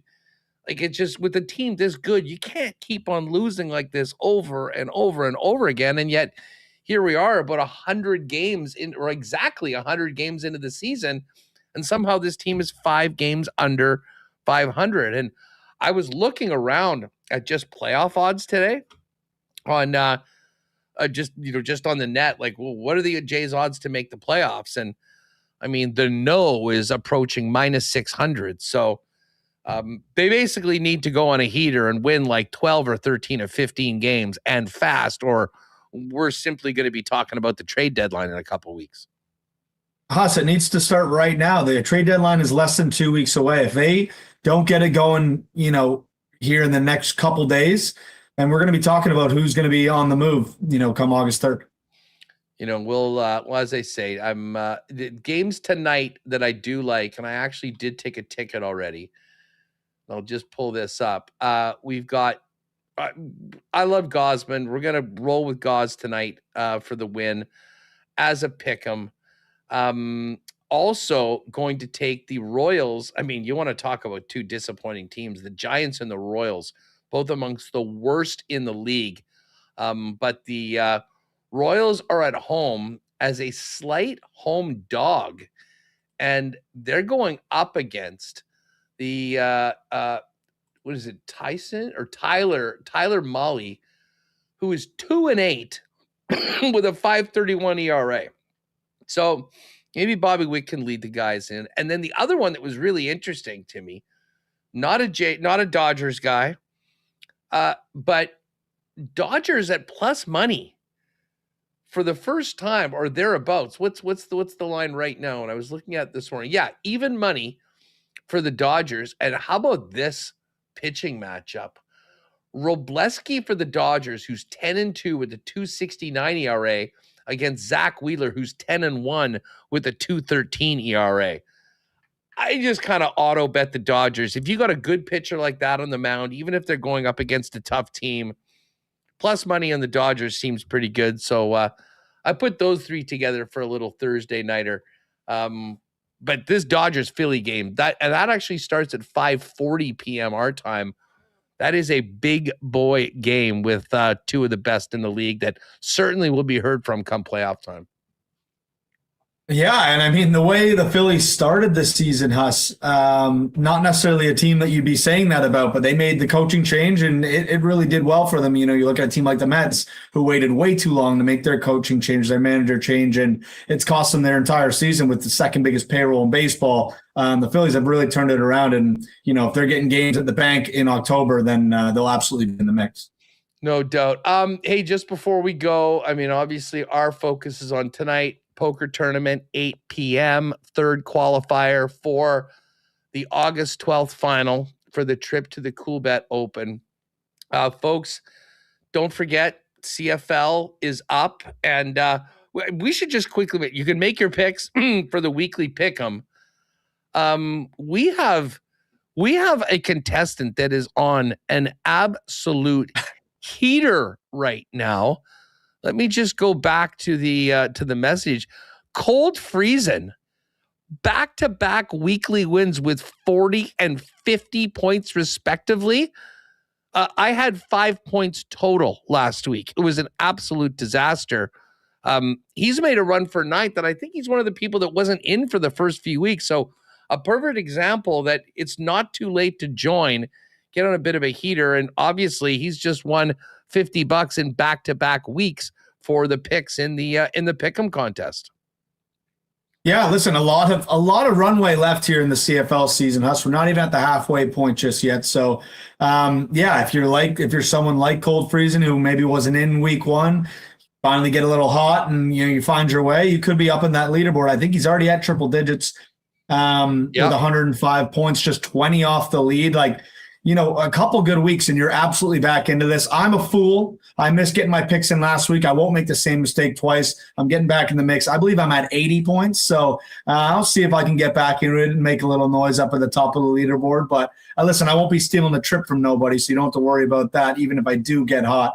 A really exciting tournament kind of throughout here. And I will sneak preview, Huss. It hasn't been complete. It's not online yet. But we will be running an NFL league as well this year. Obviously, a lot more games in the NFL.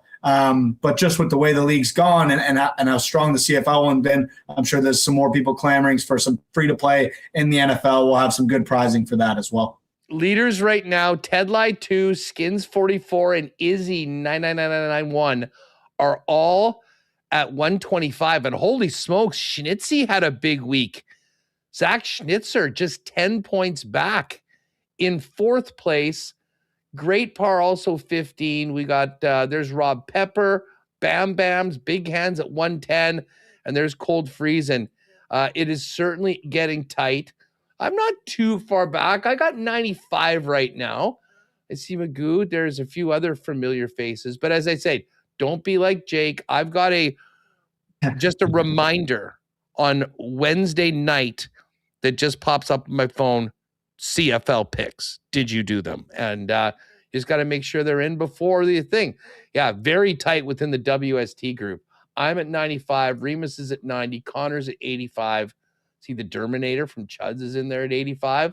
So we'll keep this thing rolling. And you know what? You didn't make your picks, but you're still at 80. You're still right there. I am right there. That's what I was saying. Even if you miss a week, you're not out of it. Don't just pass up because you missed a week. No, we need a cold freezing type run. But anyways, congratulations to him. Check out the promotions. Again, if you haven't already, make sure you hit that and opt in on the golf trip of a lifetime for that incredible trip to Cabot, Cape Breton, with 3 friends. That's going to be drawn at the end of August. So you still have time. It's 3 times ballots for any CFL bets and 5 for golf. And we're going to talk a little golf tomorrow.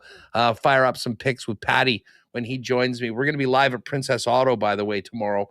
The brand new flagship store at 500 Panet Road. And of course, there is the profit boost. You get 10% boost for every CFL, for any CFL game every week of the season. But for the contest, it's free. Just get a CoolBet account, go into the CoolBet League, click on the WST one. You can start earning points, hopefully make a massive comeback for the Grey Cup trip, or at least win $50 a week. And I'm very excited about this news about the NFL. That is going to be fun, and I know you guys will cook up a great prize as well. Jake, thank you for joining. I hope that maybe this run that the Jays need can start tonight with Gauze. I'm backing them. We'll see how that works, but we'll talk to you next week and look forward to having Pat on the show tomorrow for the 3M Open in the Twin Cities. Yeah, listen, could be Gauze's last start at the Rogers Center as a Blue Jay. You don't really know what's going to happen come the deadline. There also is a profit boost for the MLB now, started yesterday. So if you want to get on a parlay like Huss did, I believe the minimum odds on that one are -105 because we're calling it the underdog days of summer. So more of an underdog play. You get that profit boost weekly. You enjoy that. Thanks for having me, Huss, and I'll chat with you boys soon. Love it. Jakey, take it easy. There's Jake Bolin Moss. Give him a follow on X at Jake Bolin Moss. And of course, make sure you're following and have an account over at CoolBet. Got some great promos.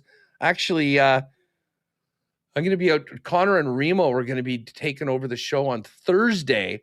And I'm going to be out doing some Cool Bet promo with the gang because they, of course, are a big sponsor of the PGA Scramble. We still got a few more qualifiers. So I'm going to be bringing some stuff out to Bridges and seeing everyone playing out there at that event. And as I say, you might not qualify for the event, but just through playing at Cool Bet, you and 3 friends might be going to the 2 best courses in Canada. No brainer. If you're betting sports, make sure you're doing a Cool Bet and opt in on that golf trip of a lifetime promo. All right, let's get Remo back in here. And Reem, we do have a poker tourney tonight, but it's Tuesday, and you know what that means. We're back at Assiniboia Downs, counting down to the biggest race day of the year at the Downs, Derby Monday of the August long weekend. And no racing yesterday like there was last Monday, but it's back tonight at the track, and I've got my picks in. I'll be playing poker and watching Assiniboia Downs YouTube. Keep up with my picks. Yeah, that's a great call. I'm going to be doing the same thing. Now, I was perusing the schedule of the races tonight, and by the way, I had a big last day that we bet, eh? I had... Did you? I hit the triactor for $21, and then my last race, I took the longest shot on the board, and they won for another 24. So I had about 45 or 46 in on the last one. So feeling good. Hopefully going to carry that momentum in. I've just got the last 4 races today, Remis. So I don't know if you have anything from race 1 to 3. I'm also on 4, 5, 6, 7. All right. Well, race number 4, I have a $4 wager on number 4, which is the favorite here. Are you not entertained? Oh, I also have $4 on number 4. Are you not entertained? Big Seriously? favorite. Yeah, I'm trying to hit some bunts here. Trying to get All right. something Well, hey, going with that one to that's start okay. off. Like, I have no problem. I mean, that'll be a push, but it'd be nice for us both to win. Race number 5, I have $4 on number 2, Cash Flow. Cash Flow. I've got an exact box with 2, 3. Cash Flow and Not So Swift. All right, there you go. Cash Flow and Not So Swift. And then I have in race number 6 a triactor box. I'm going, I think this might be the AI picks. Yeah, I'm going 3, 5, 6 for the $1 triactor box. That's a $6 bet. You stealing my picks? I have the same one. Also 3, 5. This usually doesn't happen here, but yeah, I got also. I don't think this has ever happened before where we have had 2 of the same picks. No, even the last one, like I had the same horse. I just had another one as well. Yeah. Okay. And then for race number 7, I'm going with another triactor. I doubt we'll have the. No, I don't have the picks try here. I've got number 1, Distinctive Deb, number 6, Indietta, and then the second longest shot on the board, number 7, Dynamic Strike. That's what I'm playing, a 167 triactor. Yeah, I just have 1 to win here. I'm just trying to hit some. I got the 2 big favorites in race 7 and race 4. You know, maybe I can win those and get lucky and try to finish up tonight. So that's what I'm doing. I think the closest we've ever been right now. And I think like we were tied. You went ahead on the Tuesday of last week, and then I went back ahead on Wednesday. So it's neck and neck. But free parking, free admission, all the Tuesdays in the summer are family fun days. They got a whole bunch of cool things for the kids there. And then, of course, ladies' night on Wednesday, a bunch of promos just for the girls. You can find out all the information on all their promotional nights at assiniboiadowns.com. Don't forget, the Manitoba Derby runs a week from Monday, on the Monday of the August long weekend. And then they still do have 2 more Mondays with the wild concession specials that we enjoyed last week. $2 hot dogs, ice cream. Next day for that is August the 24th. And we might get a big WST crew out for that one. Well, stay tuned for us on that. Hey, Reem, one thing that we didn't touch on, and I'll be honest, I was a little bit behind, But it seems like the summer, we had the bad news, was it last week, the week before, about the radio stations in Calgary and Vancouver. Well, it's not just the big, greedy telecoms that are cutting people here in Canada. ESPN with a bunch of layoffs, including Ryan Clark and Cam Newton. Clark apparently was fired in the middle of a show and didn't make it back. So I haven't really seen the entire rundown of everyone that's been taken out, but they're dropping the hammer at ESPN. David Lloyd, injury guru Stefania Bell, Tom Pelissero, who has been, honestly, for my opinion, one of the great NFL reporters of the last little while, Cam Newton, Ryan Clark, Carl Ravitch. So, there's a lot of people. Bart Scott, also gone from ESPN New York. This sounds like one of the biggest group of cuts we've seen on a lot of pretty big names. Yeah, Stefania Bell, one of the OG fantasy injury analysts. You used to listen to her on Fantasy Focus podcast. Huge role there on ESPN. And ESPN acquired NFL Network, was it last year? And I think there was some redundancy there. Like Tom Pelissero, they had him as an insider. He's been doing that for a long time. We used to have him on 1290 when he was with the Minneapolis Star Tribune, covering the Vikings. And I see people saying, well, he would get picked up by another company who needs an insider. But I think they had some redundancy, looked to cut costs, and also paying big dollars for Stephen A. Smith and Pat McAfee. But the industry for media changing north of the border, also south of the border as well. And that wasn't the only media news that I had my eye on today, Hustler. I don't know if you saw this, but the NHL announced expansion of NHL productions to do regional club broadcasts for a number of teams, as the way that NHL teams and MLB, NBA have been broadcasting their games with regional sports networks. What was it, Fox Sports, and then it was Bally Sports or whatever, a FanDuel Sports Network. Those have all kind of collapsed as moved to streaming, and the NHL is going to be producing broadcasts for Carolina, Columbus, Minnesota, and St. Louis. Other clubs, probably Anaheim and Dallas. That's being speculated. So we talked about it a couple weeks ago with Jonah Siegel from YYZ Sports Media, but the media business is changing quite a bit, and some big names laid off today from ESPN. And I just mentioned this NHL broadcast news as well. I was just reading that article earlier from Sports Business Journal about this. And if you recall, the Minnesota Wild's games were on Fox Sports North. The Blues were on Fox Sports Midwest. The Canes were on Fox Sports Carolinas. Well, they sold those off. Originally, it was FanDuel or it was Bally Sports Network. They just kept going through these things of people that would pick them up. The bottom line is it just wasn't working, but these teams need local television. We'll have to do something on that just to find out the new landscape of it all. Jet fans don't need to worry. New deal with TSN. They will still be doing Winnipeg Jet games for the foreseeable future. And I guess we're still going to find out what the heck's up with the Calgary Flames radio broadcast, what happens to Vancouver in the light of what happened with Rogers in the last couple of weeks.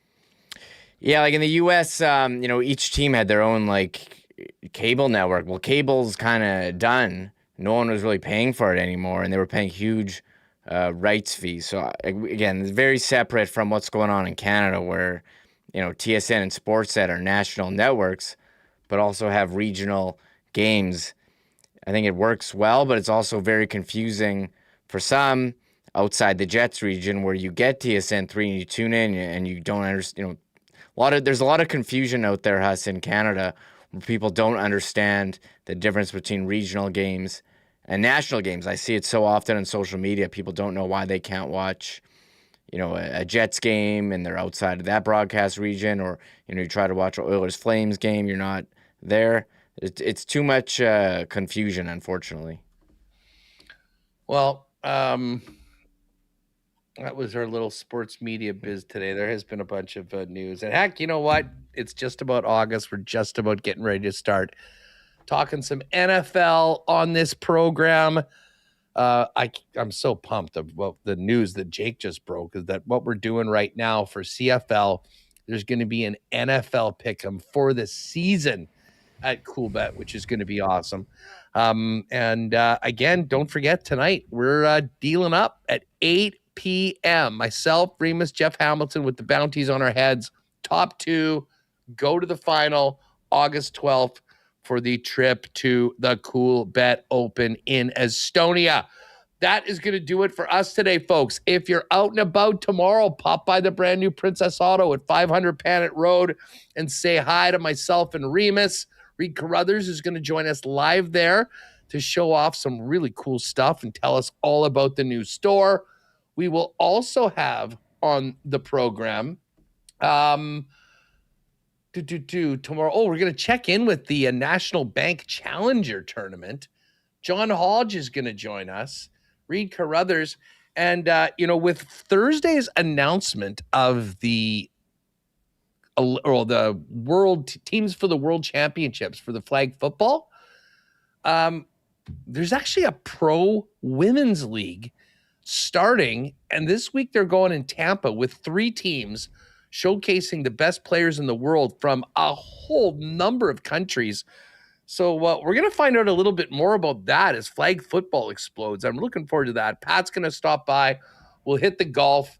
And as I said, Reed Carruthers a little bit later on the show as well. So if you're out and about, join us live at the Princess Auto. Pop by and say hi. We'll be in the morning. I'll do Lock Shop from there, and then WST will be live at 1 p.m. Thanks to Brandon Rewucki, Justin Dunk, Joey Slattery, JBM, and of course, Junkston Dunk. Hopefully we'll see many of you tonight playing poker with us over at coolbet.com. Otherwise, enjoy the Jays, enjoy the weather, have a great one, and make sure to join in live tomorrow on YouTube, or what the heck, pop by and say hi at Princess Auto, the new flagship store at 500 Panet on tomorrow's WST. Thanks for hanging out with us. Thanks to all of our sponsors, and have a great night. Oh my God! Oh! Shut it down! Let's go home! Thanks for tuning in to Winnipeg Sports Talk Daily.